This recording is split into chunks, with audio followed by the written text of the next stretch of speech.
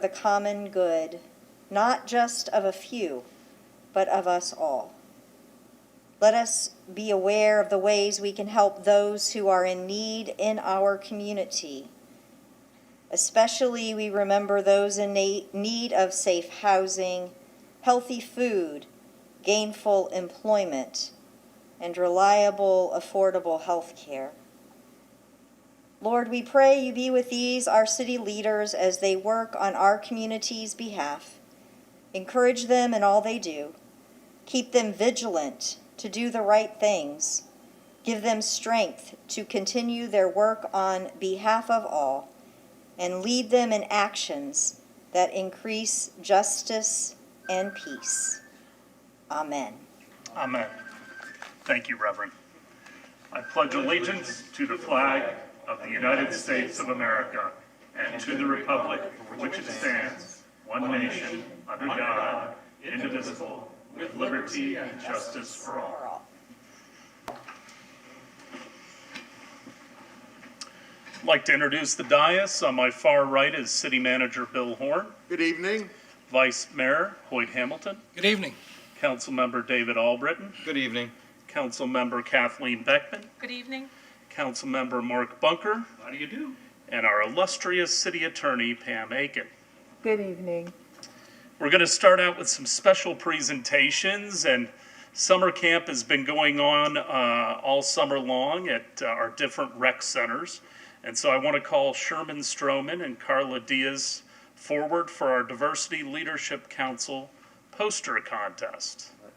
Thank you, City Council and Mayor. My name is Sherman Stroman. I am the Diversity and Equity Service Manager, and this is Ms. Carla Diaz, the DLC Chair. We represent the city's Diversity Leadership Council. We're here today to present the city's 2021 poster contest winners. This is the 19th year of our poster contest, and it remains one of our most successful outreach endeavors.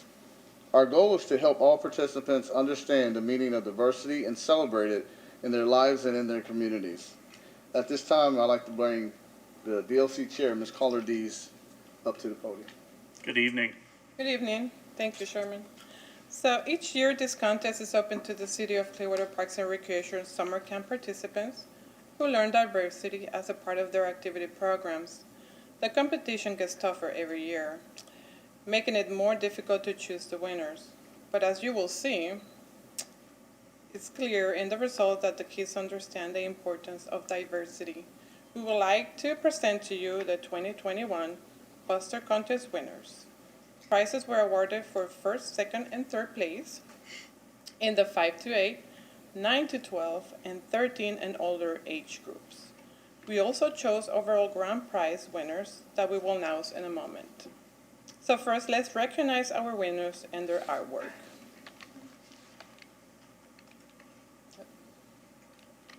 Not changing. Okay. You do it. I'll try. In our 5 to 8 year old category, our winners were. Oh, there we go. Third place goes to Samaria Gonzalez, age 8, from the Long Center, and her piece is entitled Rainbow Butterflies. If I can get Mrs. Samaria and her family to stand if they're here.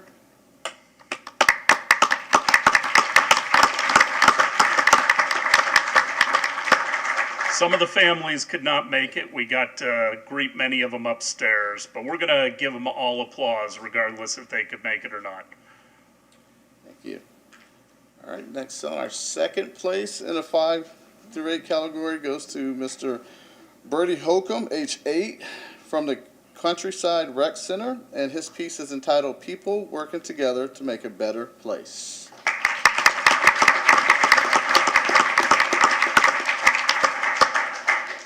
And our first place winner goes to Jocelyn Medina, age 8, and she's from the Ross Norton Recreational Center. And Jocelyn's piece is entitled We Are All Different.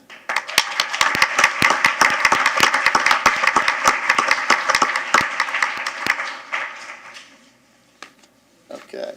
And at this time, I would turn it back over to Ms. Carter Dees. And now for the 9 to 12-year-old age group, we have our third place winner, Kaylin Anderson. Age 10.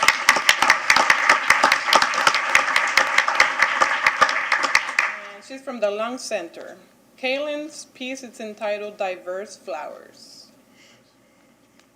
Second place is going to Deaisha Gordon, age 12, from Northwood.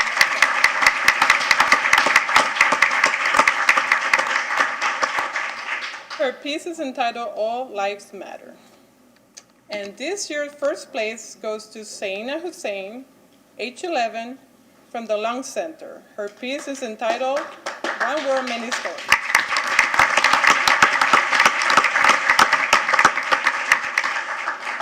All right, now our last and final category is our 13-year older category. Third place goes to Australia Azari, age 14, from the North Greenwood. Oh, sorry. Oh.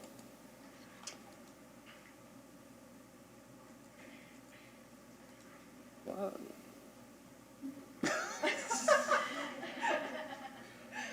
There we go.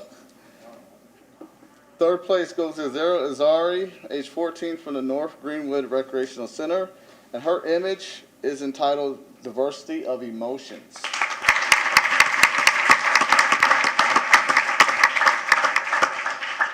Our second place, why is it? Okay, let's see. Our second place goes to Maya Polk, age 13, from the Morningside Recreational Center, and her piece is entitled Stars.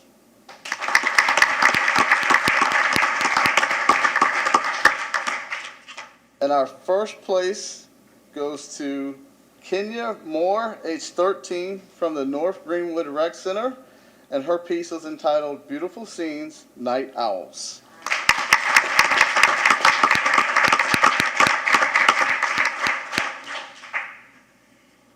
All of these young people have done an outstanding job of expressing the meaning of diversity through their art.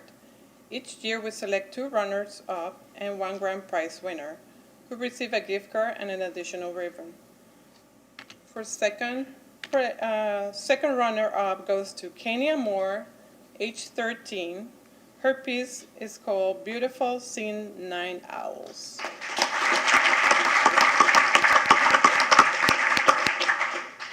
You have our first runner-up goes to Deaisha Gordon, age 12, for her piece, All Lives Matter.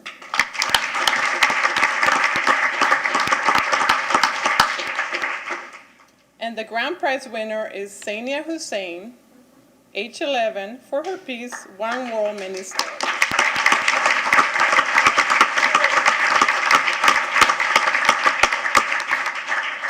Great job and congratulations to all our winners. Now I turn it back to Sherman. I'd like to thank all the participants and their families for their wonderful posters, and also a special thanks to the Parks and Rec Department for orchestrating this event, and the DLC committee members for their help in putting this event together. At this time, if we can have all the winners who are present, if you guys want to come up, we want to get a quick photo.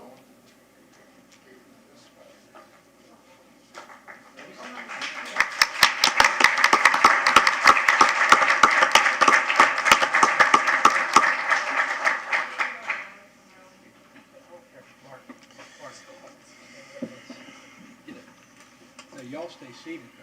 You gonna get it Oh, you're tight? gonna get behind us? All Yeah, right. we're gonna get behind you. Okay. My bestest to get everybody in. Okay, got it. Hold on 1 second. Gotta let those parental units.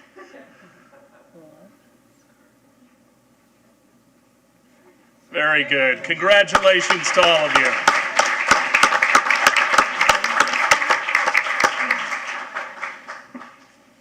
Once again, thank you, City Council, Mayor, for allowing us to take part in this event, and thank you guys. Thank you, Mr. Stroman, Ms. Diaz. Thank you to all the participants, and we look forward to the 20th anniversary next year. That's pretty impressive that we've had these for 20 years. So thank you all for participating. A lot of talent out there. We look forward to seeing you continue to work on that. God bless you all. I would ask if there are any amendments to the minutes of the July 15th, 2021 meeting. Move approval of the minutes as submitted. Second. All in favor? Aye. Opposed? Unanimous. This time I'd like to open it up to citizens to be heard. If there are any citizens in the audience that would like to speak to items that are not on the agenda, I ask you to come forward. Please fill out a comment card, and we respectfully ask you to keep your comments to 3 minutes. Good evening, Major. Good evening, Mayor, members of the council. My name is Major Ted Morris, and I'm the director of the Salvation Army for Clearwater and Upper Pinellas County. Many of you probably know the Salvation Army is a church, and part of our international mission statement says this: our mission is to preach the gospel of Jesus Christ and to meet human needs in His name without discrimination. My wife and I are the co-pastors of the Salvation Army Church here in Clearwater, and our worship services will be like any Protestant Christian service you might attend. This global pandemic that we're hopefully going to be ending soon has really threatened the stability of many families in our community. And many of them have been living on the edge of poverty. And as many of us maybe return to our relatively normal lifestyles, many families are experiencing a heightened risk of falling below that poverty line and entering into a multi-year crisis of homelessness or potential homelessness. The Salvation Army is poised and here to help them prevent being homeless. That's one thing we do. One thing we do is to provide assistance with rent and utilities.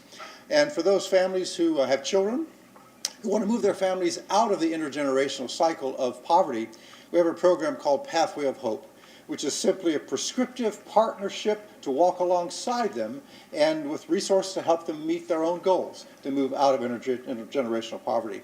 And so I just want to simply say that as you, as members of the council and mayor, work to keep Clearwater a great city, we in the Salvation Army want to walk alongside you and be available to you. If there's anything we can do to support you in this, of course, Mr. Horn's on our advisory board, and so feel free to contact him and he contact me. Thank you for your time. Thank you, Major, and for all the Salvation Army does. Anyone else for citizens to be heard? Mayor, council, good to be here. I'm Mike Flannery. I'm a civil and environmental engineer, and I've lived in Clearwater and worked in Clearwater for 45 years. The council is considering Greenpoint 2.0 tonight, and I'm here to ask that you Mr. remove... Flannery, if you're going to speak to Greenprint, if you could wait until that item comes up. Yes, I certainly will. Thank you. I'm sorry. Fine. Anyone else? Good evening, Your Honor. Mr. Bonker, Ms. Becker. My name's Adrian West. I live here in Clearwater. I'm a citizen. And it sounds good that we represent organizations and whatnot, but there's some citizens in Clearwater that need representation. It's time out for, and yeah, I'm addressing Mr. Horn, it's time out for referring me to the NAACP or the Ministerial Alliance. It's time out for not calling people back on the phone, maybe because you got a personal problem. But I'm a citizen in Clearwater, and I'm not the only one. But if you're going to represent Clearwater, represent all of Clearwater. Somebody call you, give them a call back. Someone has a problem, find out what you can do about it.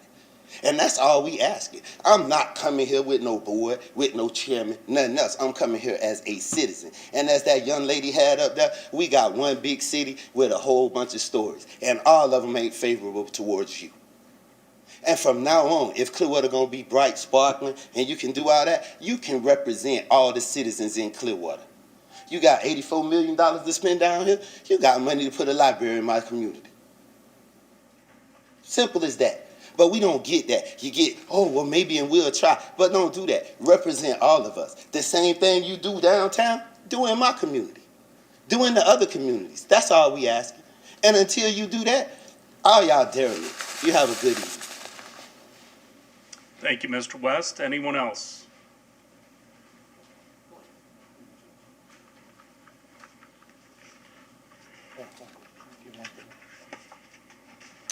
Hi, my name's Daryl Lakey. And I want to thank you all for your service. I just lost a buddy in California. He served for 25 years on city councils and the county board of supervisors, and I think it's a thankless job, and I thank you for serving. I'm here to address the speeding boats on Stevenson Creek. I've written letters, I've written emails, I've called and cried and complained. Well, my glasses are fogging up. I don't know what more I can do. I think Mr. Chesney wrote to me. He's the head of the Marine and Aviation. Yes, yes. Yeah, he told me that he's working on it, and to call the police department. Now, obviously, the police department doesn't have time to sit up on Douglas Avenue and watch the waterway day and night.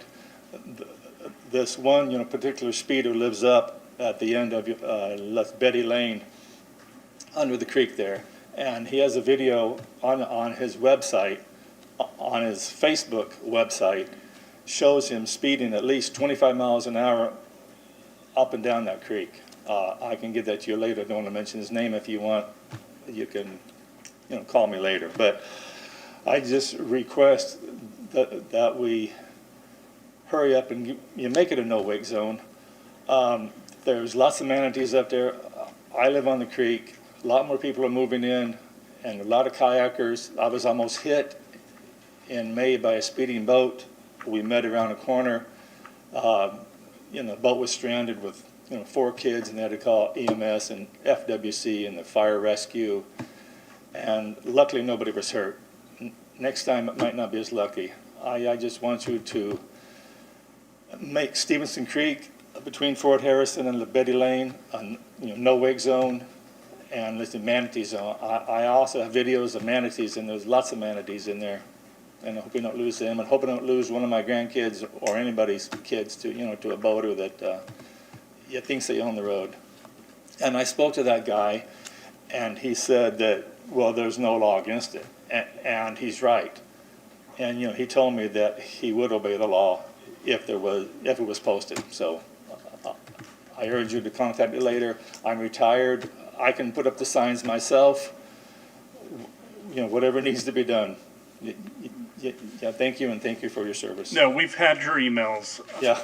The gentleman is going before the Code Enforcement Board, is that correct? He is going before the Code Enforcement Board because he has some violations on his property. The police department has been talking to him. Ed Chesney has talked to him. He's well aware of his speeding, and we have reinforced the fact that it's inappropriate. Even if we did have a wake zone established, enforcement, it will be difficult. So, Mr. Leakey, I have a ring. So we're getting there. I have a ring that I can put up on my dock, and it will show the whole thing, date and time and all that. So it will take us a Yeah. while to come up with that. We're working toward a resolution. Yeah, no, We he meant- understand it's unacceptable. I agree with you. Yeah, they mentioned a year, and I don't want anybody hit. Okay, Understand? Thanks. thank you for coming out.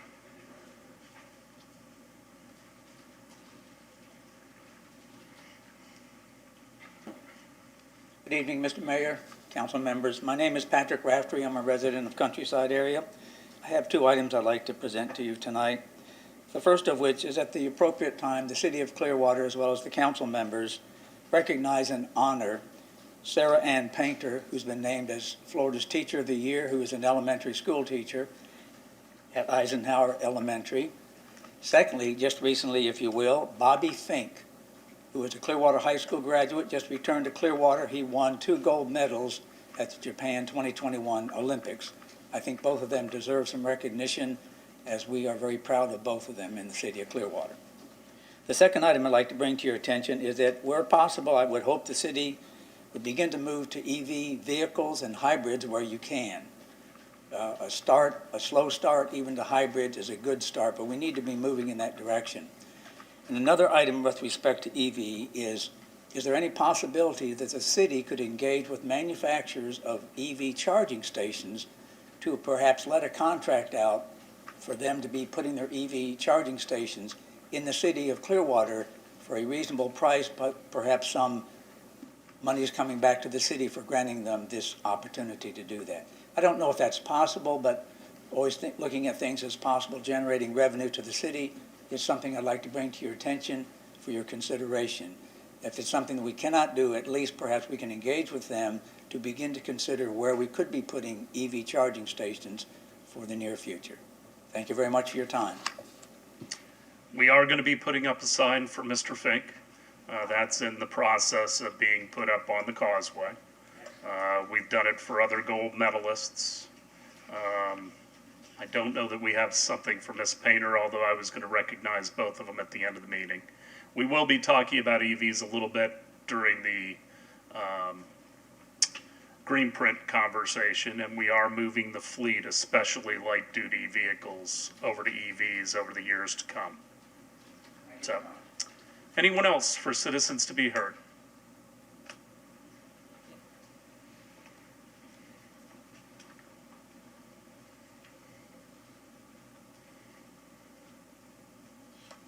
Good afternoon, everyone. My name is Adriana Rodriguez. I'm a resident of the Clearwater area. And I do have a lot of questions. First of all, thank you so much for working on the public areas. Actually, parks and recreations is taking care of the city.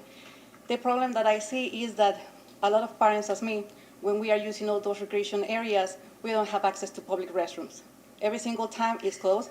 We have beautiful, beautiful fields like football fields, soccer fields, but guess what? Everything is inside of a cage, so we are not having access for it. Another problem that we have, and the most important for me, is I live a couple blocks away from Clearwater Fundamental, by the way, one of the best schools. Unfortunately, the traffic in that area is huge, but that's not the big deal. The big deal is the speeding. Between Highland Avenue and King Road is a huge problem. I live in a corner, and I do have security cameras. I reported several years ago, and what I heard from the city was, I'm sorry, this is something that we cannot take care of. You have to go knock door by door to get signatures for the citizens to get speed humps. The week after I went to the city, they have a huge crash with a city employee and another vehicle. So I have, recording of several incidents with students, people, I cannot even get out of my house because a lot of people is speeding, almost causing accidents. And I would like to have your support to do something because that situation is really serious. Another situation that I would like to also to take in consideration is for your next project for 2045. How is the Latino community going to be included? Because as you know, we have a lot of Latino community. We are business owners, we are homeowners, and all the Latino areas are not well cared. Streets, lights, just drive by Drew Street or some other areas. We would like to get involved. So we are always trying to get communication, but unfortunately, you don't have an interpreter or there is no information at all. So if you want to help us with that, I would really appreciate it. Thank you so much. Well, thank you for coming out tonight. On the 2045, we did have a specific Latin evening at the Hispanic Outreach Center. So we did have a meeting there specifically for the Latin community. There will be more opportunities throughout the process as it goes forward. Also, I think you ought to keep an eye as we move through our strategic planning process, because that will deal with a lot of the questions that you have as well. Thank you. Yes, ma'am. Anyone else for citizens to be heard? All right, I will close citizens to be heard. I would ask, Councilmember Beckman is asked to have item 7.2 removed from the consent agenda.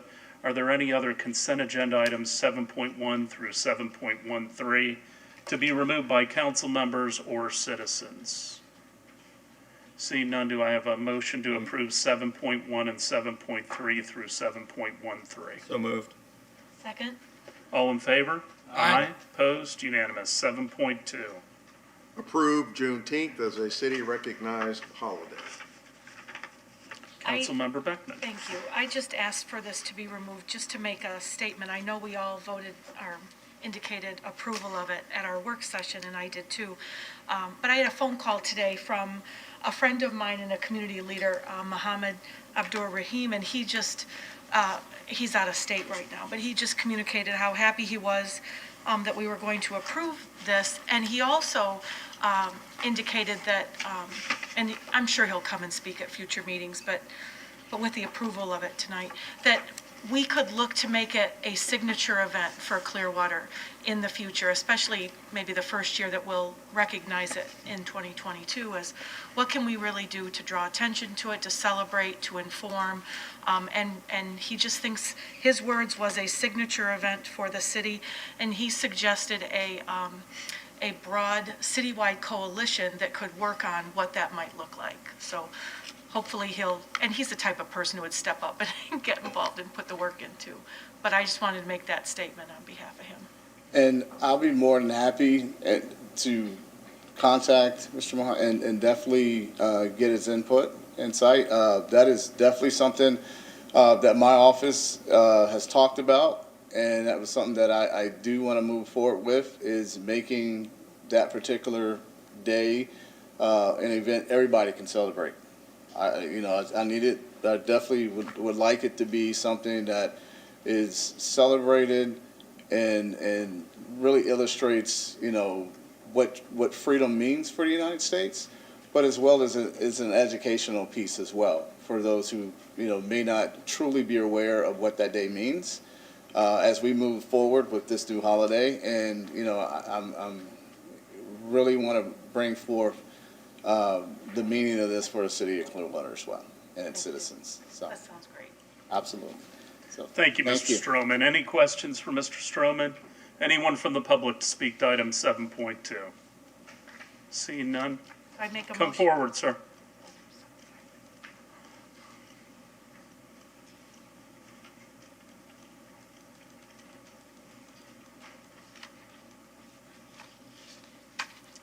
Have you filled out a comment card? No. If you would after, Okay. and if you could just state your name for the record. Onesimus Alamin. I just want to speak to the day of Juneteenth. I just had a question, actually. Would that day be a paid holiday? It is. It's going to cost us about $318,000. That's a drop in the bucket. Thank you. Okay. Well, if anyone wants to give me 318, I'll take it. Anyone else to speak to this item? I have a motion. Motion to approve agenda item 7.2. Second. All in favor? Aye. Opposed? Unanimous. 8.1.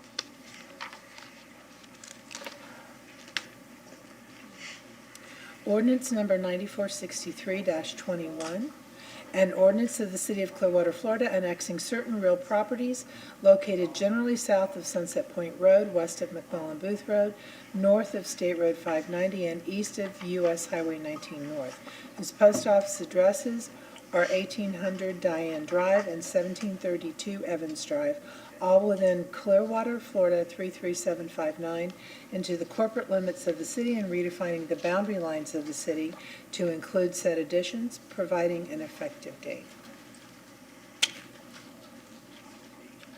Anyone from the public to speak to item 8.1? Do I have a motion? I move we adopt ordinance 9463-21 on second reading. Second. All in favor? Aye. Opposed? Unanimous. 8.2.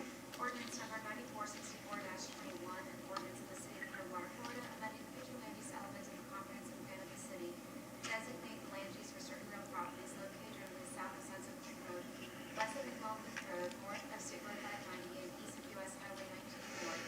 This post office addresses are 1800 Diane Drive and 1732 Evans Drive, all within Clearwater, Florida 33759, upon annexation to the City of Clearwater as residential low RL and water drainage feature overlay, providing an effective date. Anyone from the public to speak to item 8.2? Do I have a motion?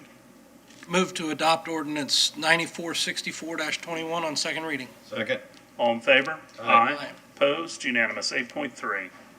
Ordinance number 9465-21, an ordinance of the City of Clearwater, Florida, amending the zoning outlets of the city by zoning certain real properties located generally south of Sunset Point Road, west of McMullen Booth Road, north of State Road 590, and east of U.S. Highway 19 North, whose post office addresses are 1800 Diane Drive and 1732 Evans Drive, all within Clearwater, Florida, 33759, upon annexation into the city of Clearwater as low-medium density residential, LMDR, providing an effective date.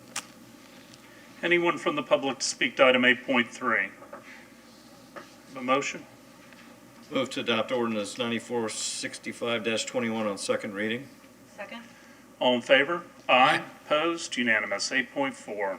Ordinance number 9466-21, an ordinance of the city of Clearwater, Florida, annexing certain real property located on the northeast corner of Berkeley Place and northeast Coachman Road, State Road 590, whose post office address is 2248 Northeast Coachman Road, Clearwater, Florida 33765, together with certain northeast Coachman Road, State Road 590 right of way into the corporate limits of the city, and redefining the boundary lines of the city to include said addition, providing an effective date.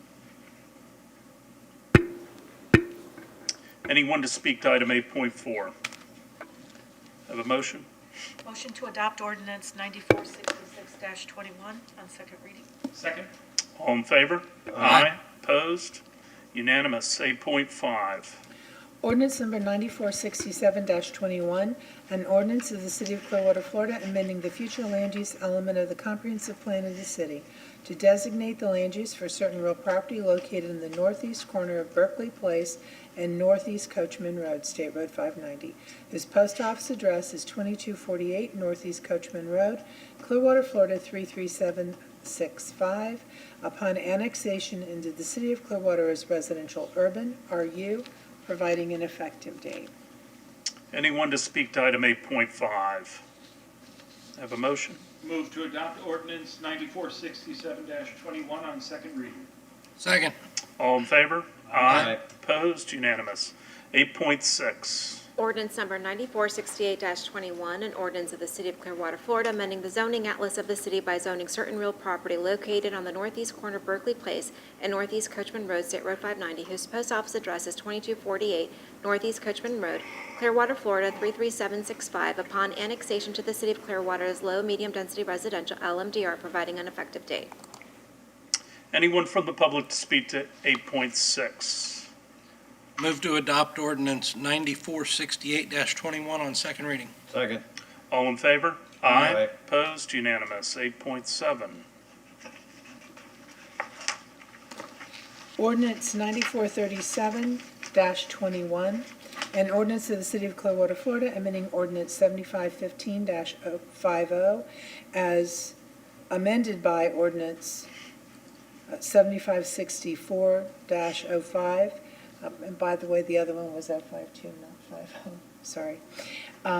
Which established the Clearwater Cay Community Development District by contracting boundaries of the district, describing the boundaries of the area removed from the district and describing the external boundaries of the contracted district, providing that the city may not and shall not modify or delete any provisions of the district charter set forth in sections 190.006 through 190.049, Florida statutes providing for conflict and separability, providing an effective date. Anyone to speak to item 8.7? Have a motion? Move to adopt ordinance 9437-21 on second reading. Second? All in favor? Aye. Opposed? Unanimous. 8.8. Ordinance number 9472-21, an ordinance of the City of Clearwater, Florida, annexing certain real property located on the northeast side of Sweetwater Trail, approximately 195 feet north of Brattle Lane, whose post office address is 3467 Sweetwater Trail, Clearwater, Florida 33761, into the corporate limits of the city and redefining the boundary lines of the city to include said addition, providing an effective date. Anyone to speak to item 8.8? Motion?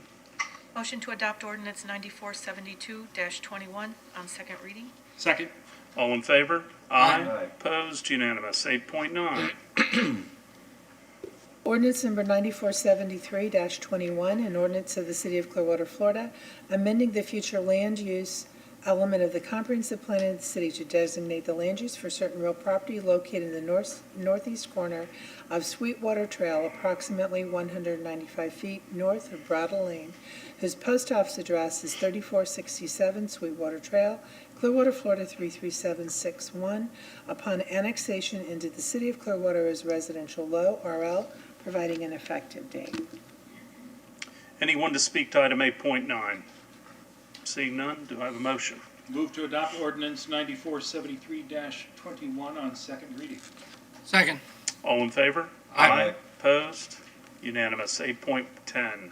Ordinance number 9474-21, an ordinance of the City of Clearwater, Florida, amending the zoning atlas of the city by zoning certain real property located on the northeast corner of Sweetwater Trail, approximately 195 feet north of Battle Lane, whose post office address is 3467 Sweetwater Trail, Clearwater, Florida 33761, upon annexation to the City of Clearwater as low-density residential LDR, providing an effective date.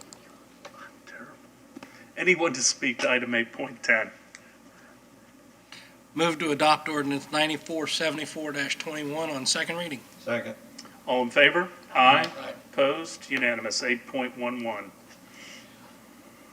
Ordinance number 9477-21, an ordinance of the City of Clearwater, Florida, vacating a 15-foot wide platted alley described as that 15-foot alley lying easterly and adjacent to lots 1, 2, 3, 4, and 5 in Block B, and westerly of Lot 9 in Block B, of a replat of lots 1, 2, 3, 4, Block 86, and lots 1 to 8, inclusive, Block 85 of Mandalay Unit Number 5, as recorded in Plat Book 20, page 27, and Blocks 85A and 86A of a replat of lots 1 to 8, inclusive, Block 83, lots 11 to 20, inclusive, Block 84, lots 9 to 16, inclusive, Block 85, lots 5, 6, 7, Block 86, and all of Blocks 76 to 82 inclusive, and 87 of Unit Number 5 Mandalay, as recorded in Plat Book 20, page 48, which replat is recorded in Plat Book 21, page 13, Public Records of Pinellas County, Florida, providing an effective date. Love that one. I know this is stimulating stuff, everybody. Stick with us. Anyone to speak to item 8.11? I move to adopt ordinance 9477-21 on second reading. Second? All in favor? Aye. Opposed? Unanimous. 8.12. It's to be continued. Do I have a motion to continue to a date uncertain? Sure. I motion to continue agenda item 8.12 to a date uncertain. Second. Anyone to speak to 8.12? All in favor? Aye. Opposed? Unanimous. 8.13 is to continue to a date uncertain. Is there anyone to speak to item 8.13? Have a motion? I move to continue to a date uncertain, item 8.13. Second. All in favor? Aye. Opposed? Unanimous. Item 8.14 is to be continued to a date uncertain. Anyone to speak to item 8.14? Do I have a motion? Motion to continue to a date uncertain, agenda item 8.14. Second. All in favor? Aye. Opposed? Unanimous. 9.1. Approve Clearwater Greenprint 2.0 and adopt the resolution 21-29. Ms. Ball. Good evening, Mayor and Council. I will do my best to get this presentation up. Here we go.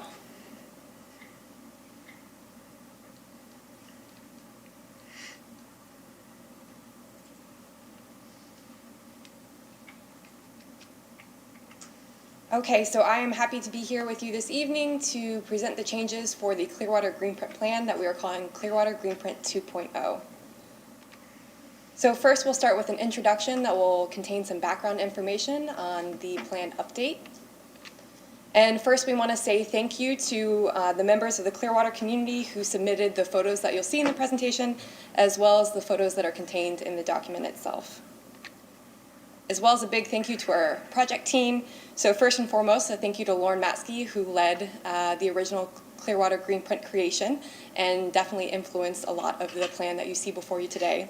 A thank you to Heather Parsons, who did a lot of work to make the document ADA compliant on our website, as well as our consultants that we worked with to create the plan, WGI, which you saw on Monday, who you saw on Monday. So a little bit of background on the project. In 2010, the city did its first greenhouse gas inventory, and that was based on data from 2007.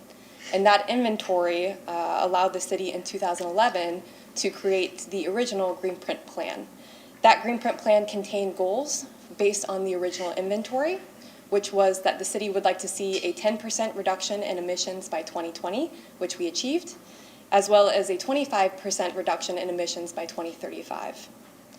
Going forward to 2019, we conducted our second greenhouse gas inventory, and that was based on data from 2018. And that led us to today, 2021, where we are presenting, based off of the greenhouse gas inventory, recommendations for the Clearwater Greenprint 2.0 update. As I mentioned, it very much builds on the original document. The updated document contains the same 8 core topic areas. Many of the strategies have remained, albeit updated, and some of the strategies are new to the plan. Just as the original Greenprint plan was, this plan is also grounded in climate science. So we take into account the expected and already occurring rising temperatures that are magnified in urban areas, increased storm intensity and rising seas, and the likelihood of declining availability of potable water in the future. So just a brief summary of our conditions. So you'll see in that upper left corner is a chart of our 2007 emissions, and then below that is our 2018 emissions. And most noteworthy on these is that we see we've slightly decreased our emissions from energy use, and we've slightly increased our emissions from transportation. This, basically our second greenhouse gas inventory allowed me to do a number of projections. I thought this graph was the most important to include in this presentation. It's just one of those projections. And it shows us were the city to do nothing, and Duke were to reach its carbon neutral by 2050 goals, this is what our emissions would look like. So we would see a decline in our residential energy, which is that dark blue section. We would see a decline in our commercial energy, which is that green. We would see a decline in our industrial energy, which is that very small blue line. And then it leads us, or it shows us that transportation, which is yellow, is really something that we'll have to concentrate on. This graph does not project any changes in transportation, so it just shows if conditions were to exist how they are today, what that would look like in the future. Thankfully, we do not expect our vehicles to stay the same. They're getting more fuel efficient. We're also seeing more electric vehicles. The president, I believe today, just announced a goal of half of all vehicles that are going to be sold in 2030 will be electric. And I will not get into the weeds of this, but this, these 2 slides are just examples of legislation that lets us know we're not alone, that we see communities across the state, making ambitious goals, and then we see the country itself taking a stance and setting goals. Some of the model documents that the update was referenced to is the City of Atlanta's Climate Action Plan, Clean Energy Atlanta, City of Largo's LEAP Plan, Orlando Greenworks, and St. Pete's ISAP Plan. And so we will go over the structure of the new document. So this is just some contents of the introduction. We included in this document a green glossary because we thought it was really important that people know the terms that we're discussing. We understand that not everyone's a climate scientist, not everyone is an urban planner, and there are terms in here that not everyone will know. And then it gets into the summary. We really break down what is sustainability, what is resilience, why is it important, and where are we going, as well as establishing target timelines and a guide on how to read the document. Each strategy in the document, there are over 50 of them, will have an indicator of where the city is at. So if it started the strategy, if it hasn't yet started it, or if it's completed it, or in progress, ongoing progress of it. It also has co-benefits that show, will this benefit resilience, will it benefit public health, will it benefit green space, and so on. These are those 8 same topic areas from the previous Greenprint plan that Greenprint is divided among. And then at the very end of the plan, we talk about the 2 strategies that are no longer included. We talk about the more specific methodologies that we would use to implement the strategies, as well as the science behind some of the climate change data that's presented in the introduction. This is that green glossary I mentioned. So the report structure starts with 2 overarching goals. that will largely be filled by objectives from targets and strategies, and these over 50 strategies are divided among those 8 topic areas. So the 2 overarching goals being proposed in this Clearwater Greenprint update is a carryover from the original plan, which is to reduce citywide greenhouse gas emissions 25% below 2007 levels by the year 2035. And then, based on the International Panel on Climate Change recommendations, to prevent a 2 degrees Celsius increase in global atmosphere, that we stay below 80% of our 2007 levels. So we would need to see an 80% reduction below 2007 levels by the year 2050. These are objectives that would go into achieving those main goals. 2 large introductions to this plan is both resilience and equity. So Greenprint still is mostly a sustainability plan, so it looks to reduce the citywide greenhouse gas emissions. But in this update, we have notified or made note of the strategies that will improve city resilience. And then we have also included strategies that will direct the city to do more resilience planning. So both planning for its infrastructure and looking across citywide to identify our most vulnerable areas, in the hopes that the next edition of Greenprint will be a climate action plan, meaning it will be both a sustainability and a resilience plan based on that data. We've also included a co-benefit indicator of equity. So we've identified opportunities for our strategies to advance equity, inclusion, and justice, and you see that indicated in the document.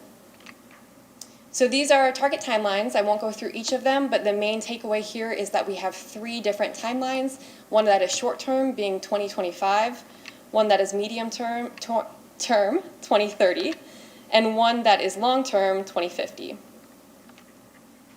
And we will quickly go over some of the strategies. Not all 50 are included in this presentation. What we've done is, in partnership with WGI, we've highlighted the strategies that are of the highest benefit, meaning they have the highest greenhouse gas reduction potential with the lowest cost. So that's what we're focusing just on right now. And they're broken amongst these 8 sections. So the first is education and awareness, which is to create and provide information to educate and involve Clearwater citizens and green best practices and programs. And just a few strategies on how we do this is to continue with community education and promoting education through publications and public events. We can also create an interactive website where we have data that's provided to the public. Municipal staff education, so continuing to provide education for staff and elected officials, and also touching base at employee orientation, talking to them about the sustainability goals of the city and providing reusable mugs. And then youth programs, continuing our youth programs that are existing and earmarking funding sources to continue those in the future. Next is our green energy and buildings section, which is to improve citywide energy efficiency and explore opportunities for including renewables and natural gas into energy portfolio. The top methodologies here that we'll touch on is a resource conservation program.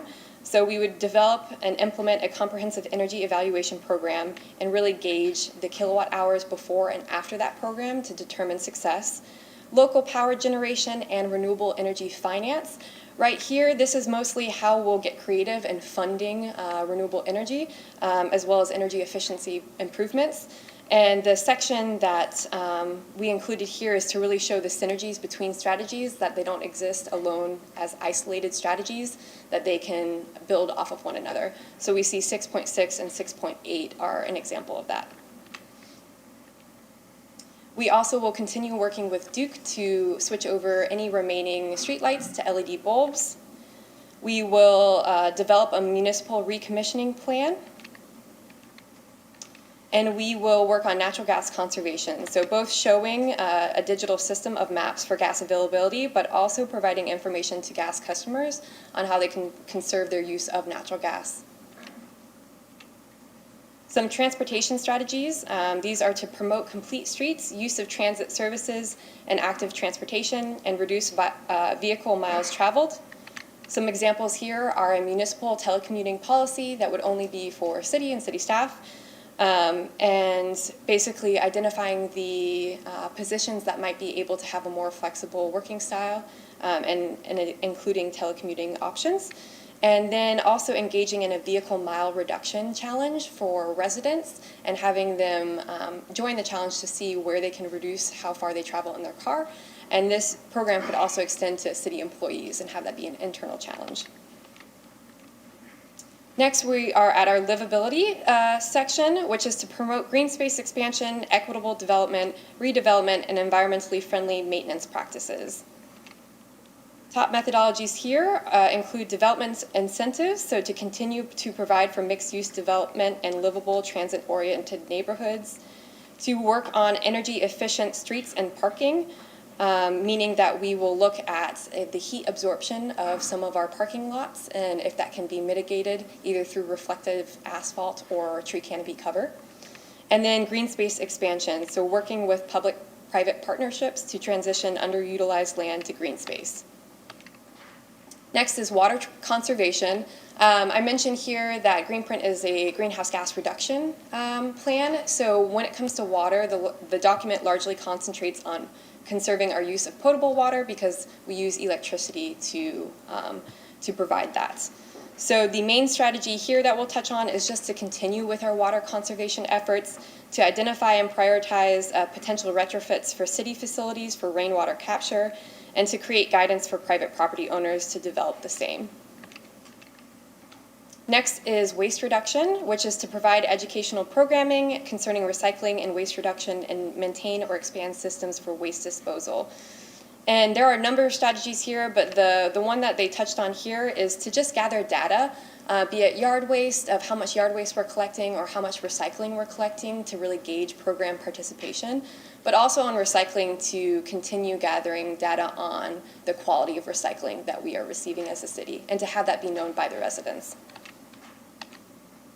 Next is local food, which is to provide educational programming concerning urban agriculture and create opportunities for local farming activities. A strategy here is our community garden grant program, which we do have available. And this plan builds on that by suggesting that we co-locate these community gardens with areas that also have farmers markets. And finally is our green economy section, which is to promote widespread adoption of sustainable business practices.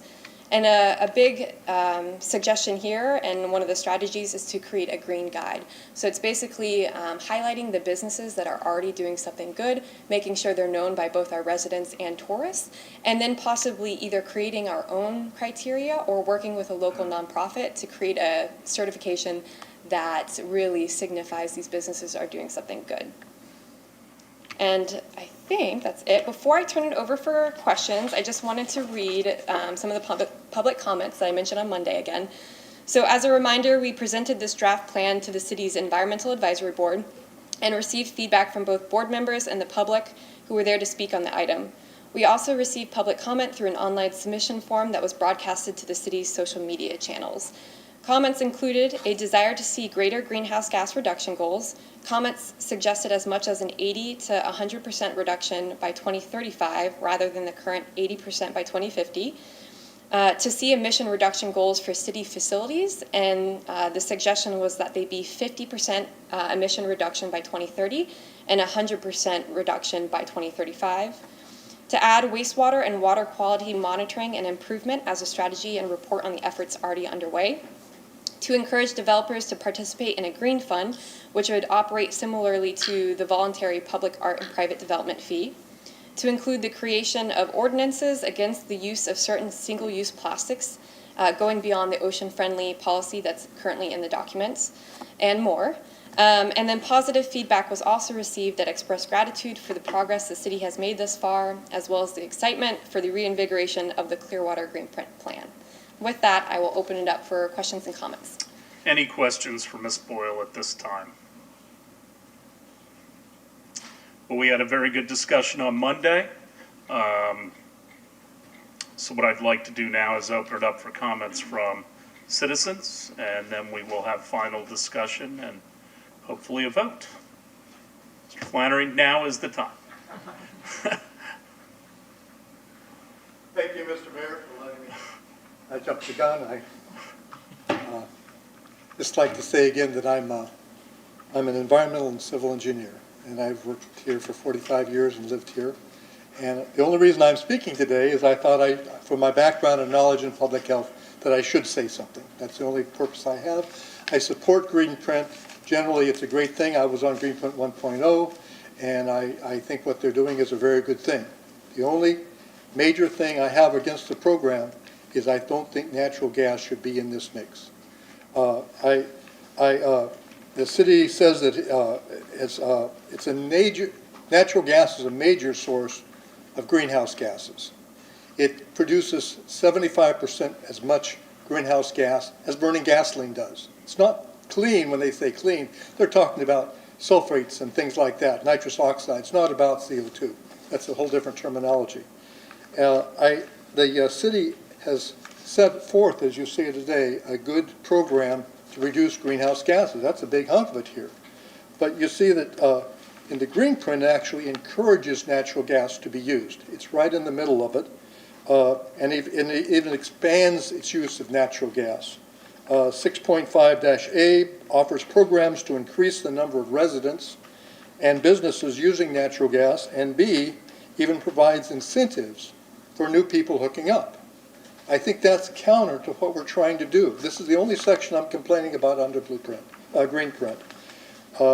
Also questionable is 7.5, which talks about converting vehicles to natural gas. Well, you heard it still, they say right in there, it's 6 to 11% less gases than gasoline. So 6 to 11%, why not go electric? Just get it over with. I also point that natural gas is methane, and methane goes to the whole system. When it leaks out, it's at least 25 times worse than natural gas as a greenhouse gas, in making our whole, heating up the atmosphere. And remember, it leaks to the whole system. Not 5 people use it or 1,000. The whole pipeline is leaking, and they consider 4 to 10% as a reasonable leak rate. So, and lastly, I'd like to point out that it could be a financial liability to the city at some point, because you have this whole pipeline. As people switch over to solar, I'm on solar, lots of us are on solar, and they're going to be on these systems. Now, a lot of them will be hard to get off because they've already bought their hot water heater and everything else on gas. But if you want to encourage them to go to heat pump water heaters like I have, and my electric bill last year was $349, okay, on solar. People are going to want to do that, and they're going to leave this, abandon this system, and the city is going to be stuck with it, and probably have to, every time they move a pipeline, they're going to have to do something. So I'm just asking that you please consider that, take a tough decision here. Just take out this one point, talk about it later. Thank you, Mr. Flannery. Thank you. Thank you very much. Other people to speak to this item? Thank you, Mayor, City Council members. My name is Stuart Berger. I'm a longtime resident of Clearwater. I speak to you today because climate change is real, and the time for debate is long over. Cities, states, and individuals must all fight this challenge head on. Nothing is more important. When I realized years ago that a full 80% of our atmosphere is within 10 miles of the surface of our planet, I knew that climate change is no longer a matter of science, but of common sense. I'm excited about Green Print 2.0. It must be passed, and more importantly, it must be implemented. We need to have a dashboard to track our progress, and we need to invest in an energy manager whose return on investment will certainly pay for himself or herself. Personally, it drives me crazy when I see more solar installations in New Jersey than down here in the Sunshine State, and I'm tired of lagging behind St. Pete, Largo, Safety Harbor, and Dunedin, and I believe that Green Print 2.0 can make Clearwater an example and a leader on environmental action. Everything depends on it. Thank you.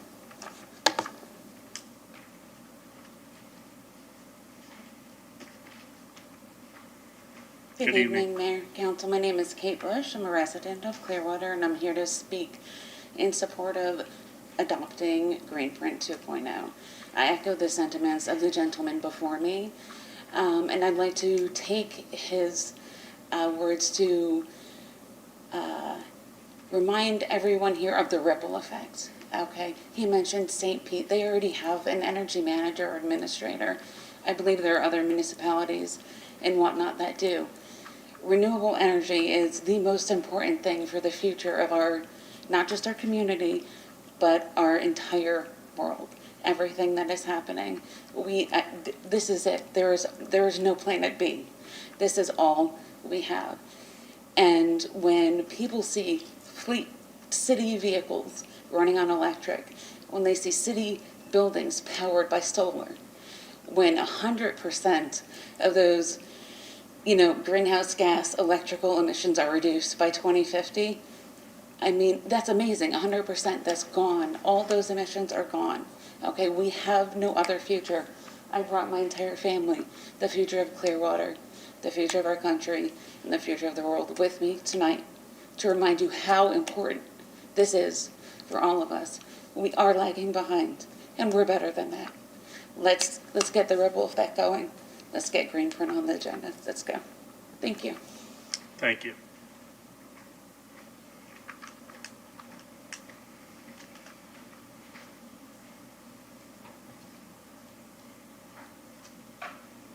Good evening, Mr. Mayor, council members.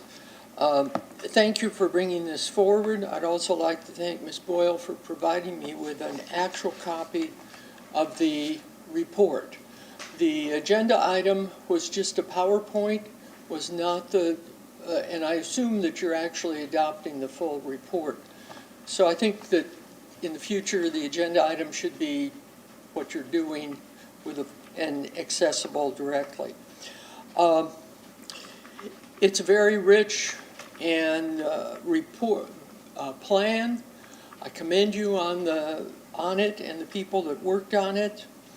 But it is a plan. As Ms. Boyle said, the next version will have the action steps. And I was disappointed. I thought this was going to have a lot of those action steps. The first action step that's available is next month you're going to be adopting a budget. And the question at that time is, are you implementing in this budget those things like what I talked about before, walkable neighborhoods and the environmental justice for all neighborhoods. And so I urge you to adopt this, and then let's start making progress on it. I think one of the disappointments that some other people perhaps had, as well as me, was we didn't have as much visible implementation from Greenprint version 1. Thank you very much, and I urge your adoption.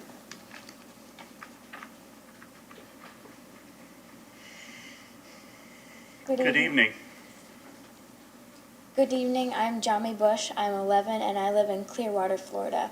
I'm just here to support Kathleen Beckman's, I'm here to support Greenprint 2.0 and Councilperson Beckman's ambitious ideas for the Greenprint project. Thank you very much. Thank you.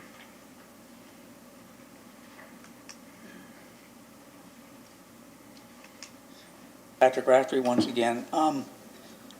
It sounds like a very ambitious and a very well thought out plan. I urge you to approve it. I do have one concern I hope is part of the plan, and I think I did hear reference to it, which is data gathering relative to the recycling that we do in Clearwater. I've read some reports recently of some cities doing an analysis of the recycling program to find out it is not very cost beneficial for them to maintain those programs. I think we need to give that a serious look to see if that is in fact the case for Clearwater, and if it is there something we can do to make it more cost effective? I would include that in that study or data gathering, the nature of the recycling that we're doing. We are constantly hearing that we're not doing such a good job of selecting the items that we should recycle, keeping it simple, the simple five, etc. So I would encourage us to do that data gathering, do a hard analysis of the cost benefits of the recycling we currently have, and make the appropriate decisions to either make it better or to come up with alternate means of recycling. Thank you very much for your time. Thank you, Mr. Rafferty. We did talk with Solid Waste on Monday about recycling, and certainly the market is not as robust as it was. We relied on China for a very long period of time.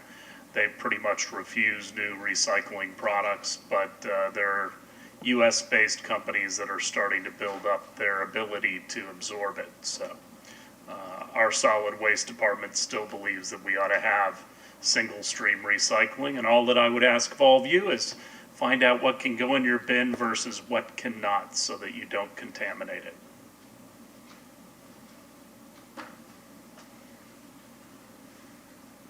Evening, my name is Lisa Lanza. I just want to support the green print.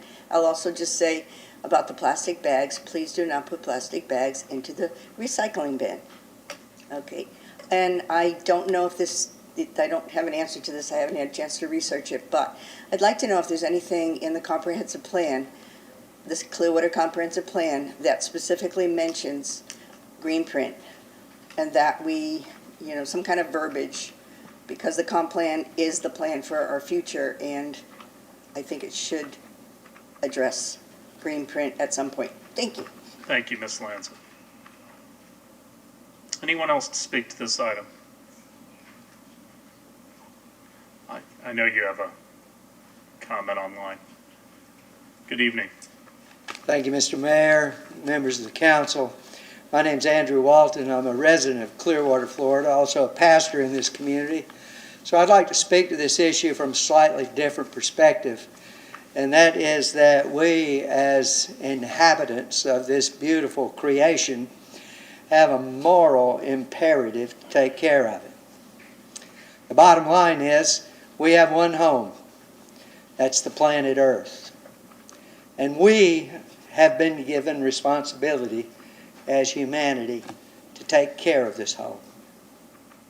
And so I encourage you to adopt this program for all of the reasons that you have heard: economic, social, political, whatever those reasons might be. But the bottom line is, it's our responsibility. It's our duty as human beings. And I encourage you to adopt this program. I support it fully. Thank you. Thank you, Pastor.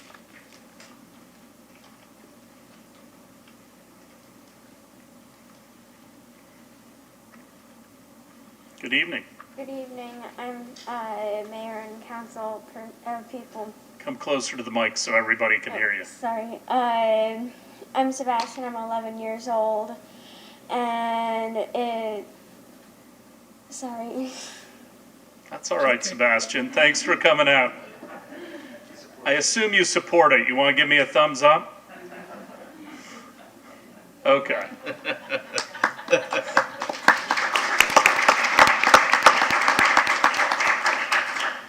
Anybody else before I close public comment? Ms. Call? An e-comment was submitted by Elizabeth Davis.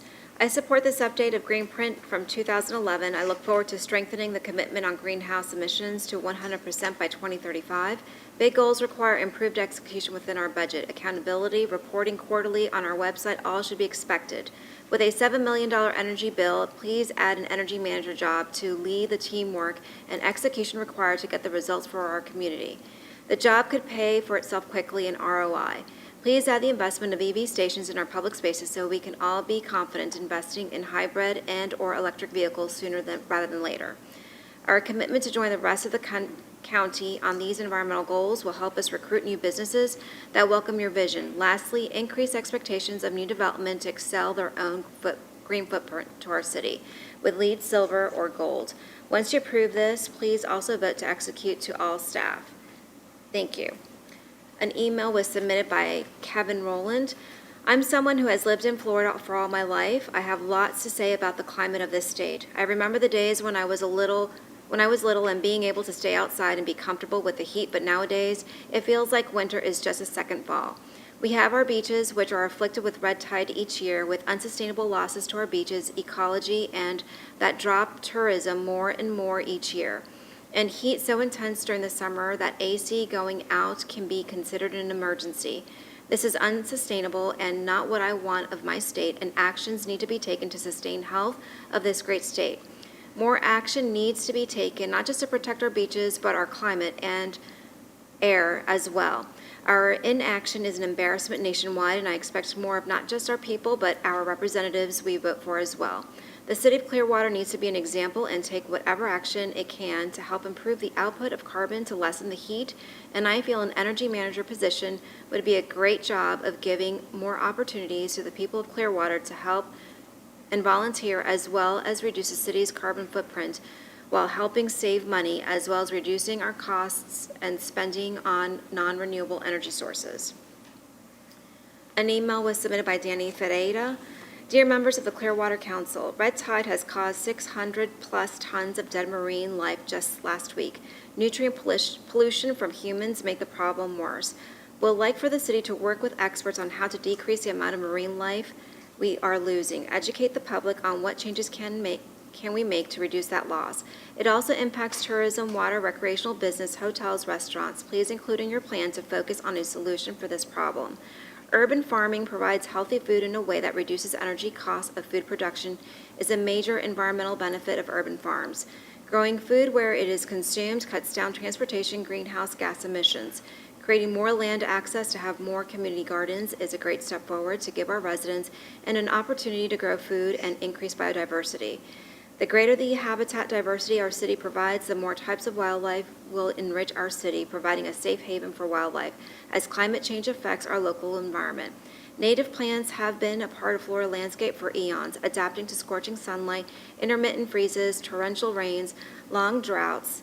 Native plants need less water, they don't require fertilizers or pesticides, they support a complex food web, playing a critical role in sustaining a healthy local ecosystem. Pollinators need our help, our local native wildlife needs our help. There are so many topics to work for in our future of our community, like how to reduce single-use plastic, gas emissions, water waste. Also, how can we make sure low-income residents have affordable housing? Access to programs to help educate our residents with green technologies help creating jobs in the green tech area. I think having an energy manager position to ensure focus on saving money and lowering emissions for city operations is a vital component to effectively create changes for the future of our community. Thank you, Ms. Call. All right, Council, any additional questions for Ms. Boyle? Closing comments on this item? I have. Councilmember Beckman? Thank you. So, first of all, thank you all for coming out and speaking. Thank you especially to Jami and Sebastian for coming up and speaking. I've worked with Jami and Sebastian throughout the community doing civic engagement, and the whole family is fully involved in lots of different things. I think everyone almost who got up and spoke about Greenprint, so I appreciate you coming here and speaking from the heart about what's important to you. I want to acknowledge in particular Mike Flannery's comments about the gas company. And I just want to, because I don't want to let that go because it's incredibly important. And I would just say from my vantage point up here, and the fact that our city owns a gas company, I need to be able to compromise a little bit at this point. And I agree it's kind of counterintuitive that we're promoting a natural gas company when we have goals to reduce carbon emissions. But I too am worried about stranded assets as we expand gas, and looking at Sheridan's graph with the demand going down. But I also have faith that as people get solar, as more businesses acquire solar, and as we have more electric vehicles, that there will just naturally be this reduction. But I mean, that's a bridge, that's a battle I intend to work on in the future. I mean, whether I'm up here or at the podium, it's important. But as far as getting Greenprint through right now, I think that's not something I can go to the battlefield on right now. I will say things like making sure that the gas company's website is accurate about the cheapest types, or the most efficient types of appliances is important, and we can work on that, and I would push for that. And so there are little things we can do to move that needle. Let's see. So people have mentioned, a number of people have written in or mentioned an energy manager. We had a great conversation on Monday in our work session, and I think we were all in agreement that that's something to pursue, to look at what that might look like for Clearwater going forward, and would it be a consultant at first and then an energy manager? But I think that that's tacking positively. And then also, and most importantly, there have been a number of suggestions to modify our greenhouse gas emission goals to be a little bit more aggressive. And so I am in full agreement of the suggestions that have been presented. So the suggested revision is reduce the city's greenhouse gas emissions 40% below 2007 levels by 2035. That's something, totally within our control. So it would be, what the language may be changed, that I would propose to be changed, and whether or not I make a motion tonight or we decide to, take under advisement what residents are asking for and what I'm proposing is to reduce city building electricity-related emissions 50% below 2000 levels by 2030, and then to reduce city building electricity-related emissions 100% below 2007 levels by 2035. And, I've got my whys here that I was going to articulate, but I took my notes. So, why? Okay. We have a 40% emission reduction via the Duke solar program that we've signed on to. We have planned energy use reduction goals above that are already articulated at 10% by 2025 and 20% by 2030. 20% of electricity from renewable sources by 2030 is certainly part of the mix. And so we'll be at 80% at 2030, so why not have 100 at 2035? So I'm just thinking these, as Council or Vice Mayor Hamilton had said on Monday, is that these are goals that we're setting. We're not penalized financially or otherwise if we don't reach them, but I have full confidence that we can reach them. And I think that more than a 1% reduction in city operations is certainly doable, because the goals, as the way they're articulated, is about 1% a year. We can do much better than that. I think we really can. Okay. Vice Mayor? I don't think there's anybody up here that doesn't support this item. I mean, Greenprint 2.0, Sheridan and her people have done a great job updating it and bringing it into today's society, today's environment, and where we are. I know the people that you worked with brought forward, and they are very, they've worked throughout the country and everything else, and they came up and said, natural gas needs to still be part of our portfolio and part of what we do. I'm one of those people.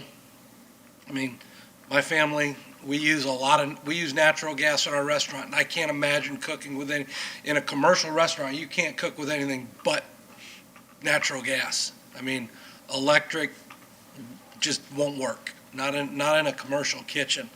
And once you get used to cooking with natural gas, it's hard to cook with other things.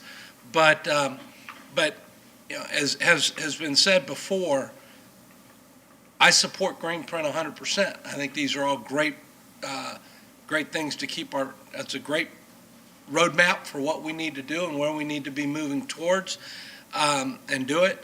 But as has been said, Clearwater is not going to solve global warming. Clearwater is not going to solve all these issues, everything Greenprint does. Clearwater is going to do their part, but it takes every community in the United States to deal with what the United States, but it also internationally, if China and Russia and other countries aren't doing anything, and India aren't doing anything towards it, you know, that's an issue. This needs to become an international, worldwide effort. Now, I don't know how you do that, but we can only do, like I said Monday on a different issue, we can only control what's in our toolbox. And we can only fix what we have the tools in our toolbox to fix. So, you know, and Greenprint is one of those things. So I have full confidence in what the city will do with Greenprint 2.0 and where we'll move with it. And I think we'll be able to reach those goals. Some of those goals, some people want to reach them a little faster than what Greenprint 2.0 recommends. As I said on Monday, we could make any of this happen faster if we've got the money to do it. Question is, we've got a finite amount of money to run the city operations and provide our citizens with everything they come to expect from the city. So we have to, you know, we've got to take care of our own house and live within our budget. We are not Washington, D.C., where we can just go print up more money and start handing it out. We have to live with what we have. So I'm in full support of this. Looking forward to what Sheridan and her people and everybody can do with this once we implement the plan and keep moving forward. Councilmember Albright? Well, I fully approve Greenprint. You know, these are goals, and we can strive for better, because as technology changes, I think we may be able to meet in the future some of the goals faster than we think we can now. So it's a good plan, and it's a good strategic layout, and I think that, you know, we can try to do better as time goes on. Councilmember Bunker? China has shown that they can change on a dime. They're able to say, okay, we need a hospital for our COVID patients, and we need to build this magnificent, huge, modern hospital in 48 hours. And they could do that. Once they see that there are solutions that we've put in place, I'm sure they'll be jumping in and going, we can steal that and do that too. And there's going to be a lot of innovation over the years as we go along. You're right, no one's going to be opposed to this Greenprint 2.0. It's a good plan. We can make it better as we march forward. I wanted to join the young person who thanked Councilmember Kathleen Beckman for her lead on this. I'm happy that we have somebody who's such a strong advocate. And we do need to be listening to the message that she's giving us so eloquently. Well, I think this is a really good start, and thank you, Sheridan, and the folks who worked on this. Sheridan, how long have you been working on the 2.0? If we include the greenhouse gas inventory, because that took a bulk of time, about 2 years. Okay. Thank you. I'm proud to have been the mayor when we instituted Greenprint in the first place in 2011. And by the way, we were ahead of most cities on that. And I'm happy that we're going to approve it tonight. There's clearly support. I believe that updates are going to come more frequently. Technology is changing, as was already said, very rapidly. The cost of many of the technologies is plummeting, and that's a wonderful thing. As things become more widely adopted, cost always goes down. You're going to see that with solar panels. You're going to see it with electric vehicles. You'll probably see more charging stations and other things that are going to make it easier to do. and I'm all for that. I would prefer to approve Greenprint 2.0 as is this evening, and start to make changes to it as need be. We can always amend things. We do it with our budget on a consistent basis as things change. But one thing I do not want to do is make promises today that frankly somebody else is probably going to have to carry out. Even if all of us finished, if somebody else replaced me and all of us were here, you're talking 16 years at most. So we're getting out towards that 2035 timeframe. It would be very easy to make unrealistic goals for somebody else to achieve. I would prefer to over-deliver than make promises that I can't keep. I support the concept of either getting an energy manager or contracting out. I do not think we have enough information concerning that yet. I don't know that we can hire somebody that is going to have the breadth of knowledge in one single person to help us manage all the energy needs. I am not one that loves having consultants. I think there are times when we get too many consultants, and you do see that sometimes in government.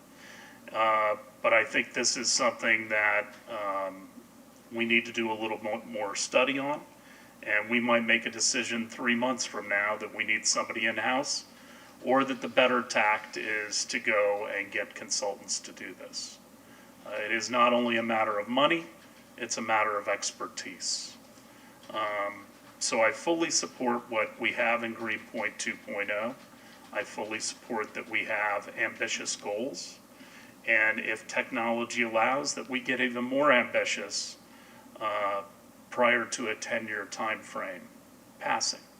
I think this is something we're going to have to be updating every couple of years as technology advances. So that's my point of view. I also am not prepared yet to make too many changes until I can figure out what the cost would be of those changes and what the return on investment are. I think that's the prudent way to go about this. That's not showing a lack of support. I think it's just showing a prudent process and making decisions as we are fiduciaries, not only for our planet, but also for our city. Councilmember Beckman. So then I'd like to make a motion to amend Greenprint 2.0 to include those slightly more aggressive goals. So we would reduce city building electricity-related emissions 50% below 2000 levels by 2030, and then reduce city building electricity-related emissions 100% below 2000 levels by 2035. So it's just city building, not citywide, city building emissions From 2007. from the 2007 numbers. Okay, you said 2000. Oh, sorry, 2007. Do I have a motion? Second. A second? I have a motion and a second. Any further discussion on this? Well, again, I mean, there's no penalty if we don't reach it, so it's basically a, this is no problem. Aspirational. Aspirational, but there's no penalty if we don't reach it, so. Any other comments? I'm not going to support this motion because that's not the way I do business. I think it's silly to change goals that have been worked on by our staff for upwards of 2 years without a basis in fact to do it on. And so I can't support this motion, but any other comments? I have a motion and a second. All in favor? Aye. Opposed? No. Nay? The motion fails.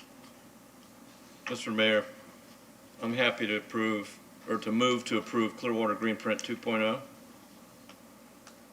I have a motion. Do I have a second? Second.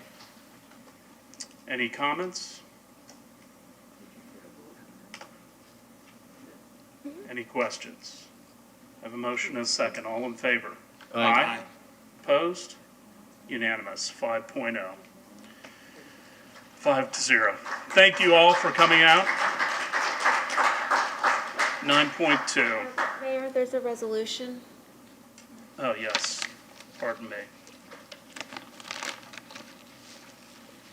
Resolution number 21-29, a resolution of the City of Clearwater, Florida, approving Clearwater Greenprint 2.0, providing a foundation for reduced energy consumption, pollution, and greenhouse emissions while stimulating the local economy and improving quality of life, establishing greenhouse gas emission reduction targets for 2035 and 2050, identifying strategies for local implementation in the following areas: education and awareness, green energy and buildings, transportation, livability, water conservation, waste reduction, local food, and green economy, and providing an effective date. Anyone to speak to the resolution? Have a motion? Motion to approve agenda item, or adopt resolution 21-29. Second. All in favor? Aye. Opposed? Unanimous. Now, Councilmember Beckman, I would be happy to have staff start to look into what would be involved in hitting those levels that you proposed.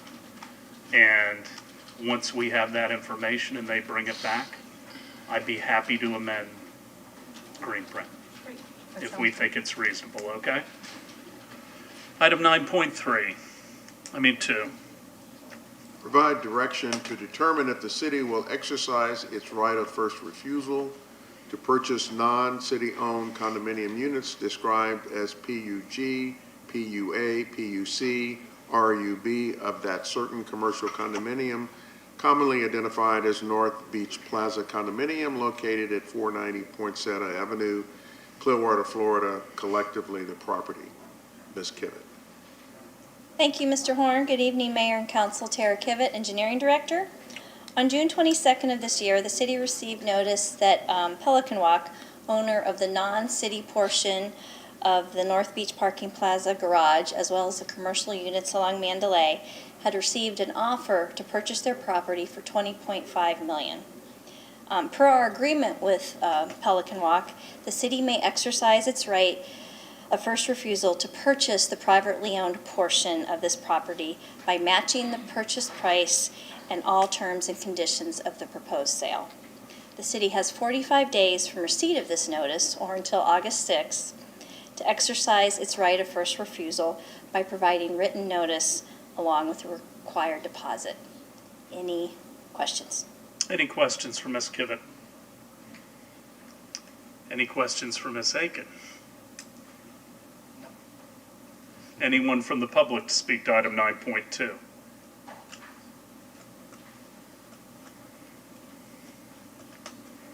I don't think we want to buy the parking garage, so with that, I think we're going to take a pass on our right of first refusal. Do I have a motion to that effect? So moved. Second. All in favor? Aye. Opposed? Unanimous. 9.3. Accept a sidewalk easement from Giant Oil, Inc. for the repair, maintenance, and replacement of a sidewalk on real property located at 3009 Gulf to Bay Boulevard and adopt resolution 21-27. Ms. Kivett. Thank you, Tara Kivett, Engineering. This easement is located on the southeast corner of Gulf to Bay and Bayview Avenue and is necessary for the city to maintain new sidewalk recently constructed by the gas station. Any questions? Any questions for Ms. Kivett? Is there, I've heard rumors, and we all know what to do with those sometimes, but is there conversation going on about possibly installing a traffic signal at Bayview and State Road 60? I believe there was some requests about that, and a warrant study has to be done to see, because I think it was some of the residents on the north side of Gulf to Bay that have requested, and I believe it did not warrant a signal, but I could be wrong, so let me get back to you. I think that new condo next to the bait shop was also interesting. Yeah. Okay. I was just for clarity. Right, so ultimately, it's up to FDOT. Right. Okay, thanks. Anyone from the public to speak to item 9.3? Do I have a motion? I move to approve agenda item 9.3. Second? All in favor? Aye. Opposed? Unanimous. Ms. Aiken? Resolution number 21-27, a resolution of the City of Clearwater, Florida, accepting a sidewalk easement from Giant Oil, Inc. for the repair, maintenance, and replacement of a sidewalk at 3009 Gulf to Bay Boulevard, providing an effective date. Anyone to speak to the resolution? Do I have a motion? Motion to adopt resolution 21-27. Second. All in favor? Aye. Opposed? Unanimous. 9.4. Authorize a community aesthetic features agreement between the City of Clearwater and the Florida Department of Transportation for a local identification marker, city logo, on a new pedestrian overpass at Horn Boulevard and US 19, and authorize the appropriate officials to execute same, repeal Resolution 19-11, and adopt Resolution 21-25. Ms. Clayton. Good evening, Gina Clayton, Planning and Development Director. At Monday's work session, we talked about how you all had approved a CAFA back in 2019, and FDOT wanted some changes made to it, very minor in nature on the drawing, so we're back before you tonight. This is to authorize a Clearwater identification sign on the new pedestrian bridge that's going to be under construction, I think, in the next 30 to 60 days. This agreement provides that the city will design, install, and maintain that bridge, and it also establishes $15,000 in case we remove it, that we have to restore the bridge back to its original condition. So we are recommending approval. Any questions for Ms. Clayton? Anyone from the public to speak to item 9.4? Do I have a motion?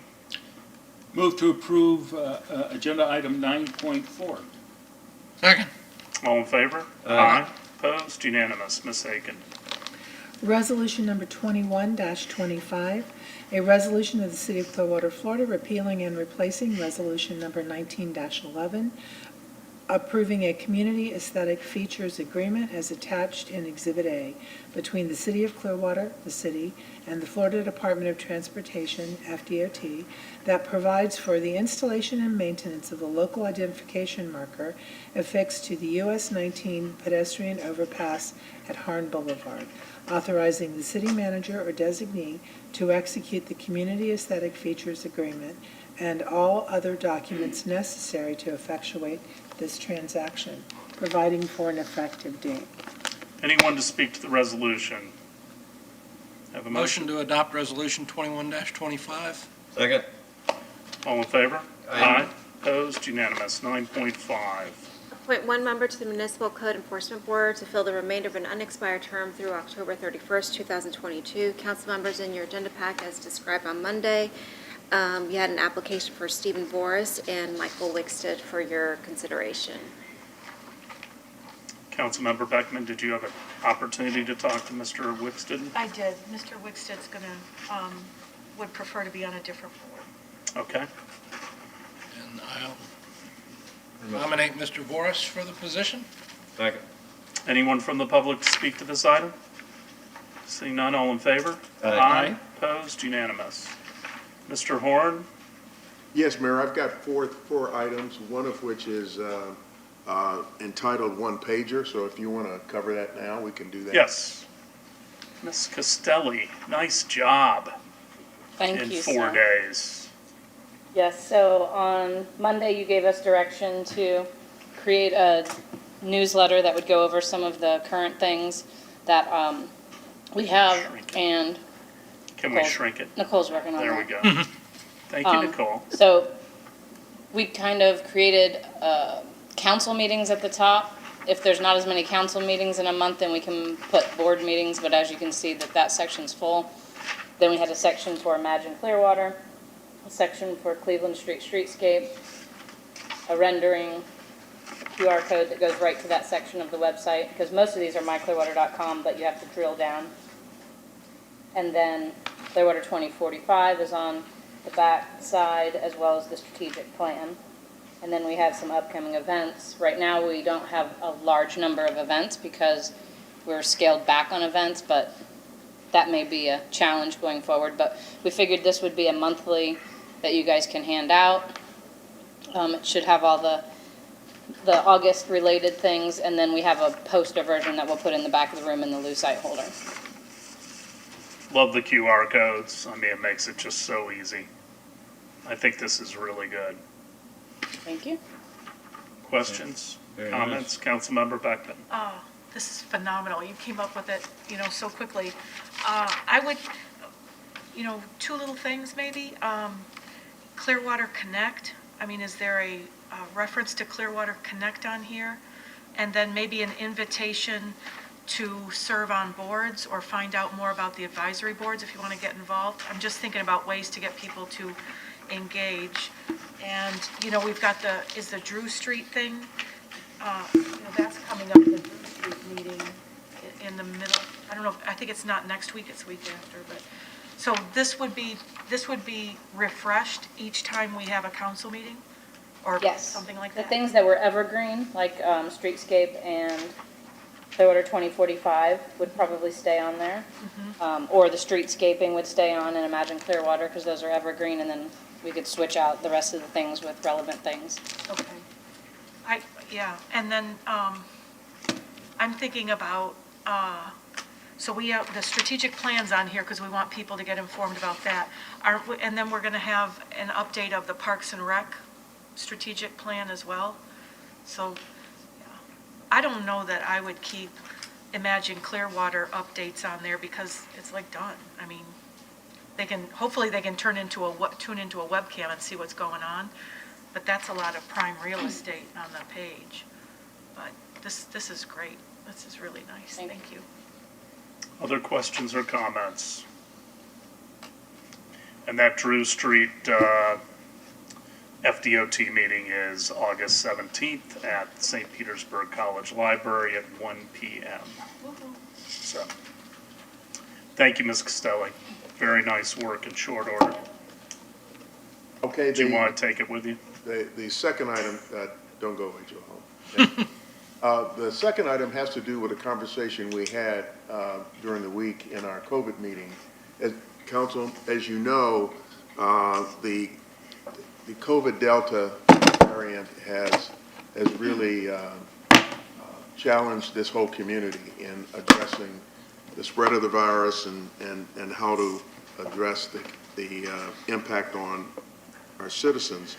This morning, the City of Clearwater employees, we had 302 employees since March of last year who were infected with COVID. Today, we had 26 employees who are not working because of it. That is the highest number of city employees that we have had since the pandemic started at any given time. In our conversation this morning, the question was raised as we try to make an adjustment to this. Should we reconsider the number of public meetings, the public engagement, because you all have been talking about public engagement.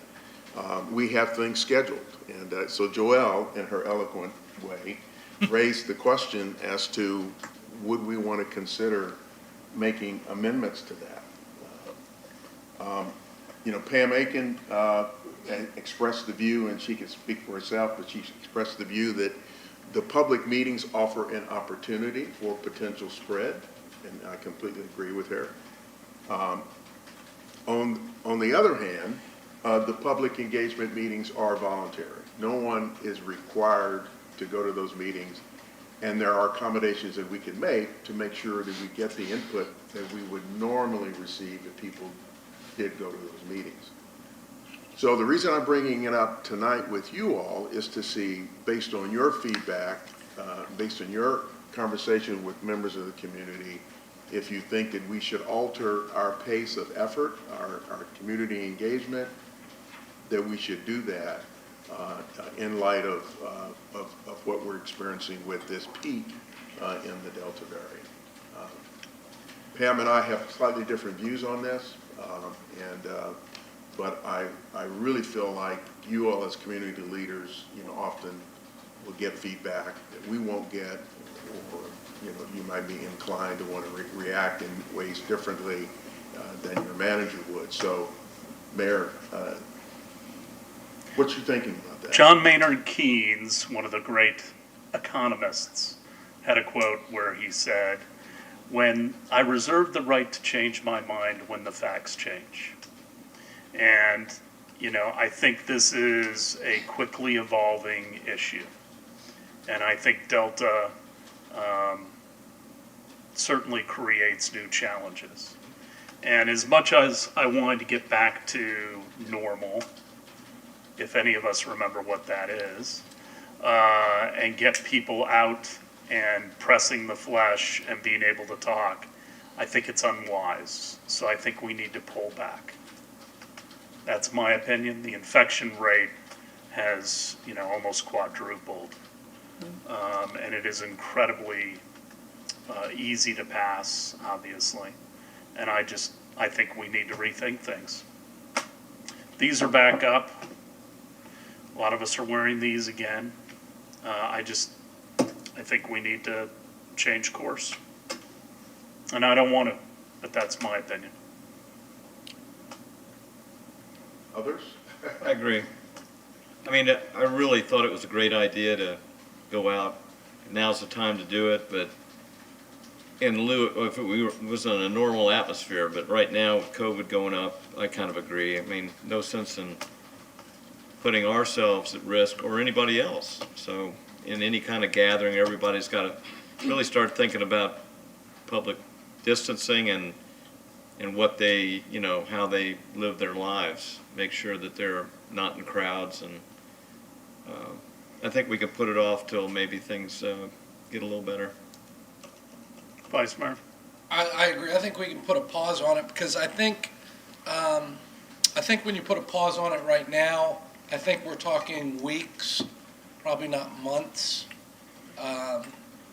Hopefully I have faith in what I saw on the news today, and I saw it on multiple news channels, not just any one particular one, but they were saying that, you know, the statistics tend to show that this Delta variant is going to hit its peak in probably 2 to 3 weeks. We will then start to see the decline. So I don't think we're looking at 6 months worth of pause. I think we're looking at, you know, maybe 3 months of pause.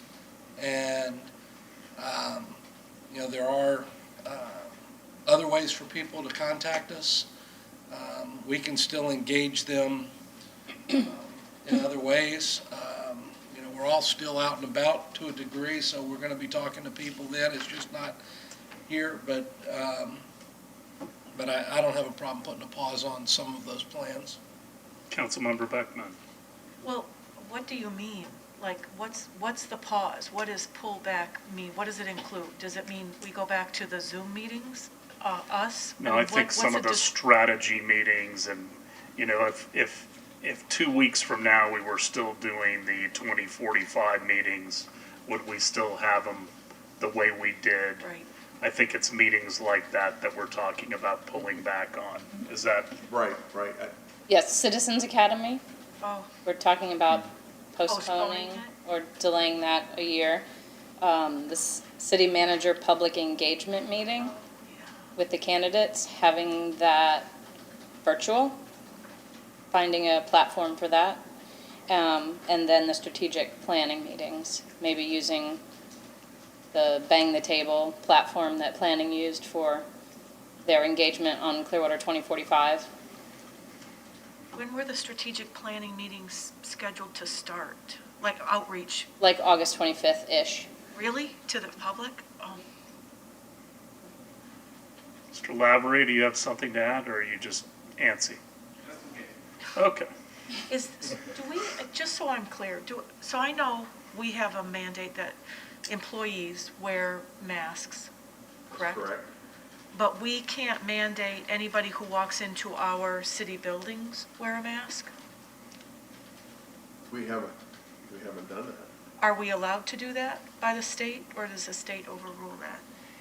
There is some debate about that, and we will get some further guidance on it. There are 1 or 2 jurisdictions that have, but the governor does have an order that says we're not allowed to do that.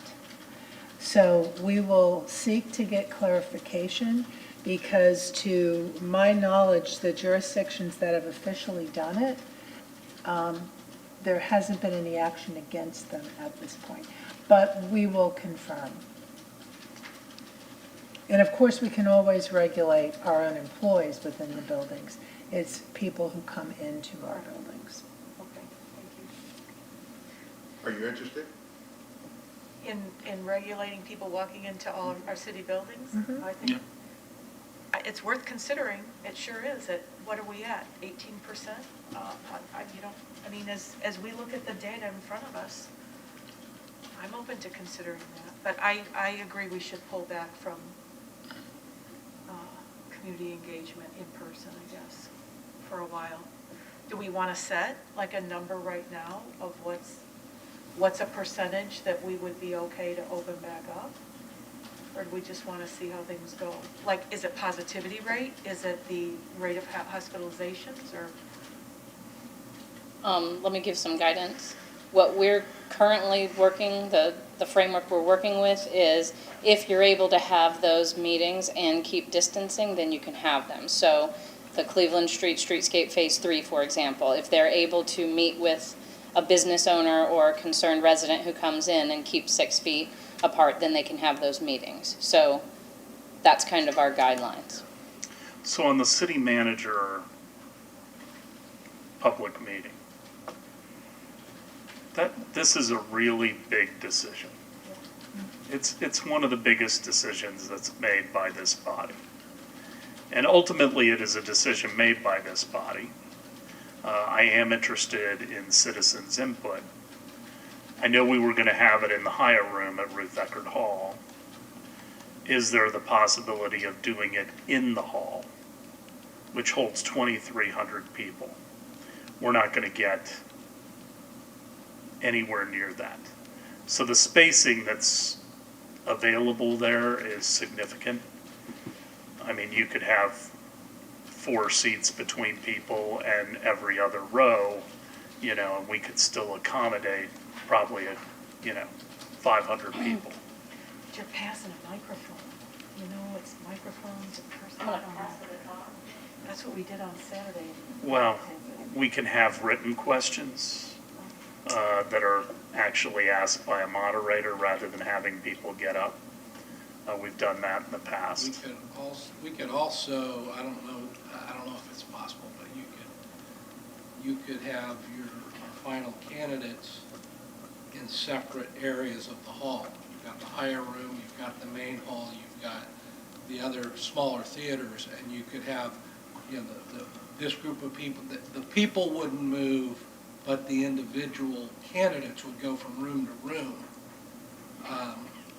And that way, something that, I don't know if the whole hall's available. Yeah, I have no idea about I that. don't know about that, but that's how we did it at the Harbor View when we were looking for what is now Amanda's position.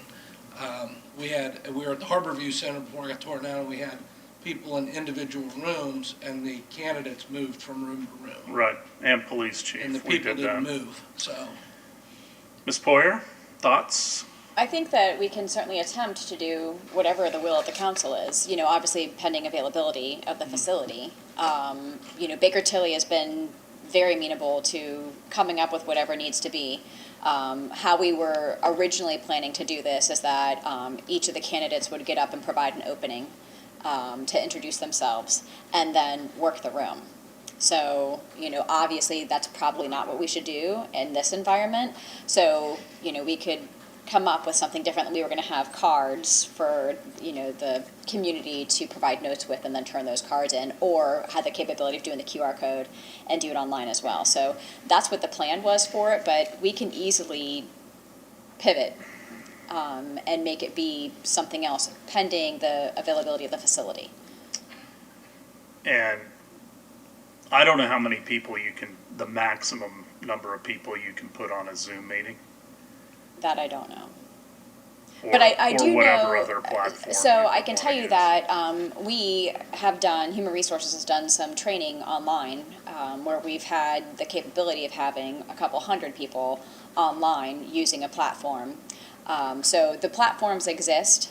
That is for sure. We are actually doing it again for our leadership training on diversity. That's scheduled at the end of this month. We are using a virtual platform to do that. Well, I'd like you all to do some research. We're not doing the interviews until, September It's the September 2nd and 3rd, I believe. 2nd? Yeah, so you've got some time. Mhm. We also have time to see what happens with the variant. That one I want to keep open. I'd like to keep an open mind on that and be flexible. Sure. Well, I know that we can reach out to, Joelle was talking about reaching out to the chamber because they did a virtual platform. And we will reach out to the company that is assisting us with our virtual training platform as well to get some ideas for that and quotes. And also work with Baker Tilly to see what other communities are doing because there's a lot of searches going on right now and everybody's facing the same thing. So we can Okay. bring back. Very good. We are trying to continue doing our jobs and do what we need to do. We have come to a conclusion that if we cannot maintain the social distancing, then that activity just can't happen. And so that guides, kind of how far we stretch that rubber band. And I'm confident that, we'll be as creative as we can. Mayor, I'd like to go to two other things. Yes, sir. The first is I'd like to have our police chief come up. Because of the impact of COVID on our employees, the police chief has been particularly challenged with his staffing as a result of that. And I'm confident that he has, talk about pivot, he has certainly pivoted. But I wanted him to share what he's experiencing just as an FYI. So you all would have an understanding as to how this is impacting your highest priority, which is public safety. So Chief, go ahead. Chief Dan Slaughter, Police Department. Just to give a little perspective of the infections that we've had at the city, 89 of them are Police Department employees. So a large portion of those, over 300, are within the Police Department. But most recently, we've had a spike like most organizations, and we currently have 12 people out that are COVID positive, and 7 others that are out because they're impacted in some way, shape, or form, and therefore are in quarantine. So we have 19 people that are unavailable to us. This is on top of our already stressed workforce because of the recent increase in turnover we had. So we currently have 22 positions that I'll call that are gaps. Some of them are filled, but they are people in different levels of field training, and they're not necessarily out and deployable at this time. So that when you add all these together with our regular people that are out for extended leave, military leave, a variety of different leaves, we have 46 people we are down in the police department. That means your patrol division is down currently just between 20 and 25%. And that mark of vacancy is moving all over every day based on people coming in and out of being sick, and so it makes it a very difficult target to backfill for. What we have done is we've established a minimum staffing plan to make sure that we can meet and fulfill our obligations for our public safety response that we have to provide. It is using overtime liberally to fill those gaps, but we've also had to consolidate our 2 community problem response teams, which is the ones that satisfy all of our variable needs through districts 1, 2, and 3. And that's a total of about 8 officers with 2 sergeants that now are going to be spread into 2 12-hour Alpha Bravo shifts that'll work at the peak time 7 days a week. That way we will have these extra resources in play during our peak periods in time, and we will continue to try to use the overtime to backfill in the time frames that are outside of that opportunity. It will impact and limit our ability to do our normal outreach and community policing functions, and to even handle some of the lower level calls that aren't necessarily police responsibility, but ones that we have always done because of our demands on our community to have a police force that is a high service police department. Be more than happy to answer any questions. It is, of course, an environment that has strained police morale just with the politics going across in the country, and this is just another one. But I'm confident that the officers will pull together and make sure that we get through this like we've gotten through all the challenges we've done previously. Chief, first of all, I want you to pass along to your employees our appreciation for getting through this. Is this happening at other departments as well because of the interaction with the public?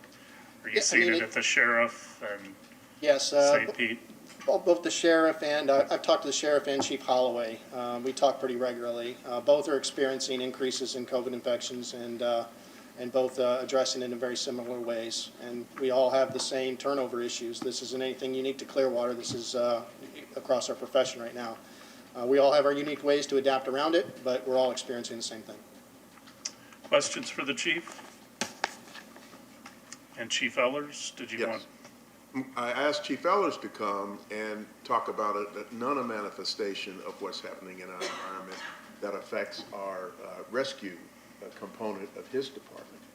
And I've sent you some emails to give you some idea of the stress on the EMS system. And I thought it would be helpful for him to share kind of where we stand today. Go ahead, Chief. Thank you, sir. Chief Ellers, Clearwater Fire Rescue. As the city manager just talked about, we're just to tag on to Chief Slaughter's. We do also have an impact on our personnel in regards to the number that are out. We're not seeing the numbers that he has already. Right now, we have 5 of the line personnel that are out. We have a total of 8 in the entire department, includes administrative staff and inspectors.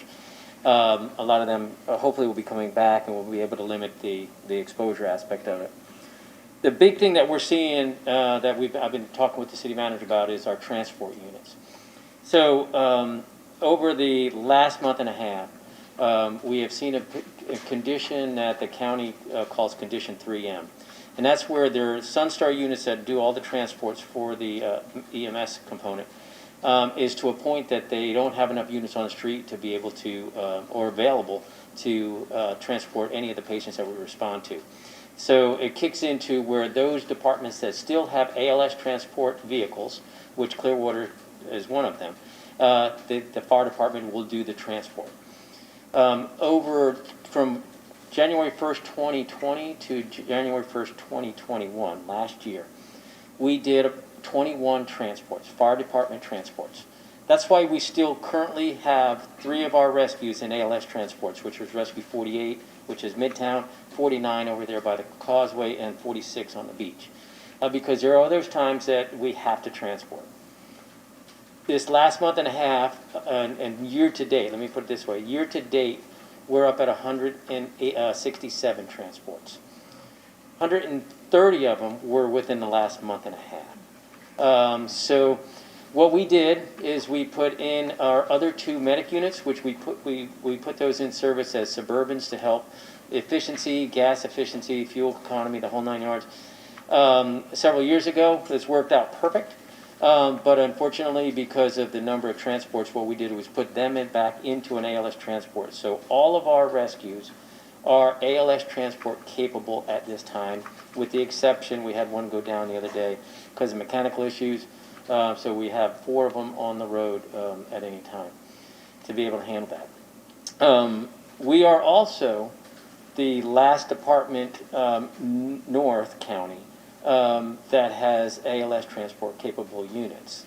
Palm Harbor put one in earlier this year, so they have one, and Oldsmar has one intermittently, is depending if their staffing numbers are up. So like the other day, we had to respond up to one of our units up to Tarpon Springs to transport a patient down to the hospital, because there's no transport capable units north of Clearwater. What is Sunstar doing to address this? Yeah, thank you, sir. Great question. So Sunstar has been doing everything they can to keep their units, their normal number of units on the street at all times. That's an ebb and flow because they have people out as well. Really, the issue is at the hospital. The issue has been bed delays at the hospital, and some of those ambulances, including our units when they transport, are being delayed at the hospital upwards of 3 hours. So that means you transport a patient, they're pushed up against the side of the wall, still on our stretcher, and our medics and our units out of service until they can get a bed available for them to transfer them over, get our unit back in service. There's millions of reasons on why that is occurring. The county has been working very diligently with the CEOs of the hospitals to see how we can cut back on some of that and help transfer them a lot quicker. Unfortunately, we're still in a condition 3M today, as we have been over the past week and a half, every day at a certain time. The other side of it, I think I was talking to the city manager, is we're used to some of this in March and April as we get an influx of visitors to our great location here. But usually it flushes out towards, June, July, August as they go back home. That's not happening as much. So we still have a lot of great visitors at our location. So again, that impacts the system. So the system's getting squeezed right now because we got it filtered at the top here because we just can't get people transferred over, and we've still got this influx on the bottom. So And that's why some of the elective surgeries have been postponed. that's part of it. Yes, sir. Yes, sir. Questions for Chief Ellers? Thank you, Chief. Mayor, Council, I just wanted to give you a picture of what we're dealing with on a daily basis. We're monitoring it. We're making decisions as appropriate to make sure that we can continue to provide the services that everybody expects us to provide. If it gets any worse than this, obviously we'll keep you informed, but I just wanted you to get an appreciation for how the public safety components of our government are being stressed. Mr. Horn, we are beyond our time for a break, so I want to ask everybody if they need a recess. I know you can see the finish line, but I'm good. I'm fine. Ms. Aiken? I'm fine. Okay. Carry on. Oh, you're done? Okay. I thought you had more. Well, then I wouldn't have asked. Okay. Anything else, Ms. Aiken? No, sir. All right. Item 11.1, Ocean Allies Amplify Clearwater Anti-Litter Campaign poster. Council Member Beckman. Thank you very much. So this is carrying over, I guess, from our work session on Monday, where I mentioned the posters that were developed by Amplify and Ocean Allies, and whether or not we could have the city produce those and put them in some city buildings and just display them to engage in this campaign to clean up Clearwater and make it bright and beautiful. And I see that in the audience, we have Sherry Heilman, who is a wonderful member of our community and owns Heilman's Restaurant and is part of Amplify. And she has more details. Can we, and the posters are attached now, which is nice. And as Sherry pointed out, there aren't dates on them or anything, so it's kind of a universal campaign. And I think it would be great to partner with Amplify and Ocean Allies. And I would give a shout out to Sherry too and Ocean Allies, because when we talked about green print, and Sheridan had mentioned the kind of a green guide and celebrating businesses that are doing good things, Ocean Allies is a certification program for businesses around here that are doing phenomenal things. So we've already got a head start on that, which is great. But, you can take a look at the posters. If you need any more details or you have questions, you can ask Sherry. She's here. Ms. Heileman, do you have anything to add? The posters look dynamite. Come on up to the mic, please.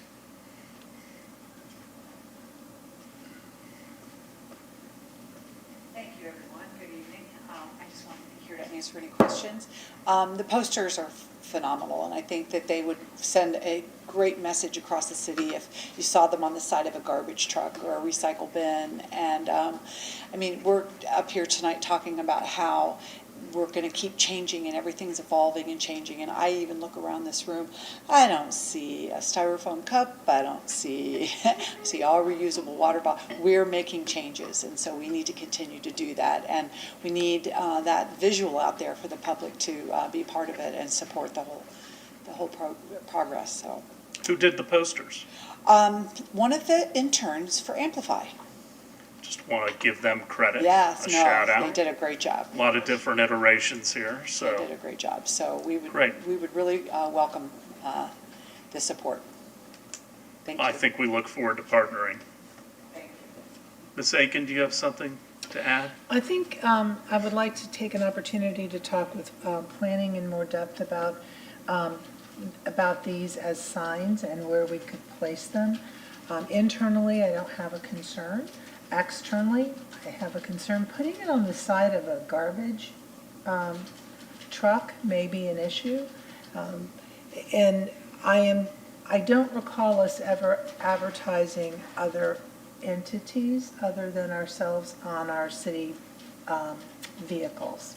So the message, don't pollute, I don't have a concern with, but you're also advertising not only Amplify, but Ocean Allies on the side of your garbage truck. And the poster doesn't say City of Clearwater either. So, so I think we'd like to look at that a little bit more. Certainly internal, where you're not facing streets, which I think probably is something you want to do, that's fine.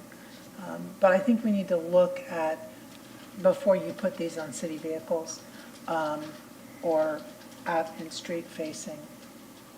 Councilmember Beckman? So since Sherry's here, I mean, would you be opposed to some, you all can print these posters and put them wherever you'd like, but if we're printing them and putting them perhaps on city dumpsters or vehicles or whatever, what if we took off the reference to Ocean Allies and Amplify and just kept the artwork of your wonderfully talented intern? This would be a conversation that I would have with Amplify, because they created the posters. But I think at the end of the day, we would all agree that putting these in libraries and wherever we can get them, if Ocean Allies logo and Amplify's logo is a concern, I am sure we can do it without. I think the message is more important than the logos of those organizations. But I would also like to explore in partnership with the city of Clearwater and have our seal. Because, I think credit should be given where credit is due. And it is a partnership, and it is better if we're all working together. So I'd like to give legal and planning a little bit of time to We can take a look at that. come back with an opinion, by our next council meeting. Okay? By your next council meeting? Well, we can certainly try. Well, we're setting aspirational goals, so why don't you give it a shot? I feel very inspired. Aim high. Can I offer something? Yes. We're working on our big city cleanup as a collaboration with multiple organizations, including the city. And I'm sure we could come up with a poster that would have Amplify, Ocean Allies, and the city of Clearwater. That would not be difficult to do. We've altered them as it is now. I'm sure that we can probably have that by tomorrow morning. Well, I can imagine our seal in there in partnership. so Exactly, that would be. We'll get everybody's heads together. Okay, thank you for coming out tonight. Anything else on this? I just want to say I love that it's got posters that focus on all parts of our city, not just the beach, and we've got neighborhoods, and we've got diversity represented. I mean, the person who did this just did a phenomenal job. I think it's great. Very good. Closing comments. I'll start from my left. I've seen a couple different types of COVID-19 stories in the news lately. One has been the heartbreaking stories of a father of 5 who, as his last tweeted out, "I wish I'd taken the damn vaccine." Or the story I saw last night about a father whose entire family was infected, and he was just about to be intubated, and was talking about the fact that you should choose, do you want to get a vaccine, or do you want to do what he did last night and sit down and write a will and plan his funeral? So there's that dark story. But then today I also saw reports that the number of people who are getting the vaccine is shooting up, because people are finally realizing that this is serious and that we need to do something. So if you have friends or family who have been reluctant, keep urging them to get that vaccine before it's too late. Councilmember Beckman. Well, I'm going to switch to a happier note. I'm super psyched about Green Print being approved. I'm excited. It's got so many good things. Look forward to like the one-pager that we can start sharing and waving around and pointing to. Although I didn't get the goal I wanted, it's okay. We can still reach that goal just because it isn't articulated and work for it.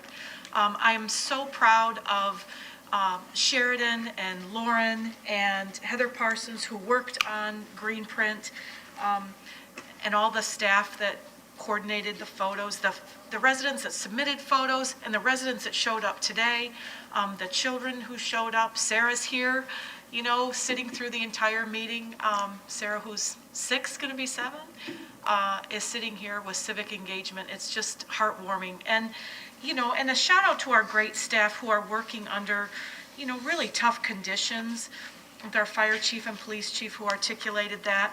But then we've got this report who I didn't even expect. You know, we just kind of mentioned it on Monday and here it is. I mean, if everybody could work this fast, oh my gosh. Joelle's on my first team pick. I mean, this is great. So I think there are lots of good things happening. It's really exciting to be here and be part of it, and we'll see where we go in the future. Councilmember Albritton. You know, I'm glad we talked about this messaging for littering because it does affect our whole city, and we seem to go through cycles with this. And we were good for a while, and then it started back about 2 months ago where everybody has been noticing big amounts of litter all over the place. Not just the beach, up and down Gulf to Bay, the Causeway, Countryside, the mall, at the hospital, in the parking lot. A lot of it's masks and all kinds of stuff. People just drop it. So I'm asking, take littering seriously and do your part to throw trash in receptacles and keep our city beautiful. It's just doesn't take much to do that. The other thing is with the passing of Green Print, I'm going to talk about reducing transit as a strategy of Green Print, and I brought this up on Monday with the PSTA report. If you get yourself a Flamingo card, which you can just go to the App Store and get it on your phone, you can ride the bus for free all month. You don't have to pay. You just go up, show them your Flamingo card, and you can get around. And that would help, you know. Take mass transit, leave your car at home. You can get around places using the bus. You can do it for free the month of August. So just wanted to throw that out there. Vice Mayor. The only thing I want to mention is everybody be aware that school's starting back up next week. So get ready for all those buses and everything else on the road. So be aware. And when the bus puts that little thing off on the side, that means stop. So please pay attention and be prepared for that. Thank you. First, I want to mention I've been getting an inordinate amount of emails, which I answer on behalf of the council, for people asking us not to mandate that they get vaccines. I just want everyone to know Clearwater, the city of Clearwater, is never going to be mandating vaccines.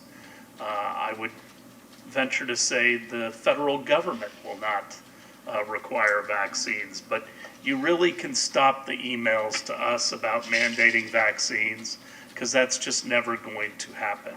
But they keep on coming and I'll keep giving the same answer.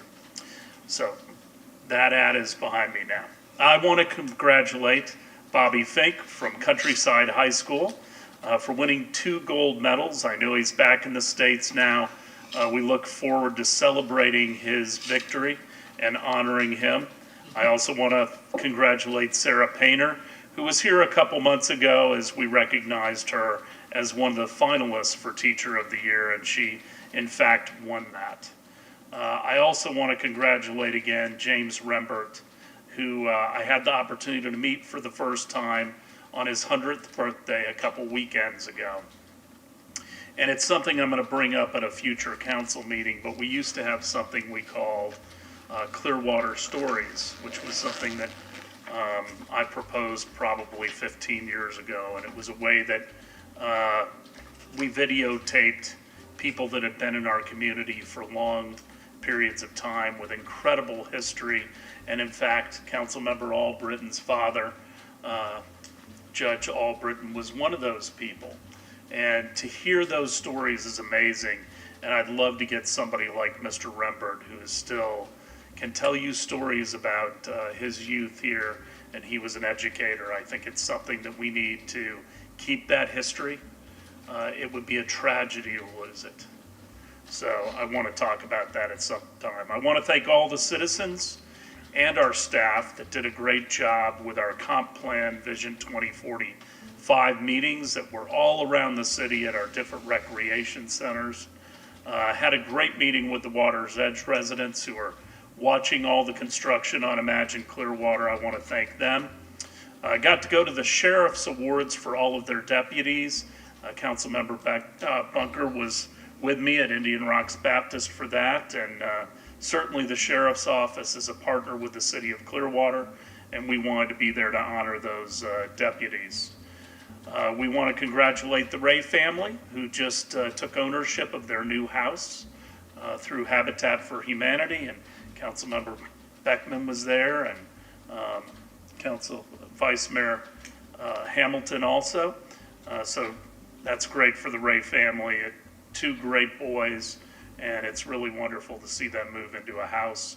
We also want to congratulate the Coast Guard on 231 years of service, and we are going to have the new chief of Coast Guard Station Sand Key here at our next council meeting. He just took command. And then we had a great diversity poster contest tonight.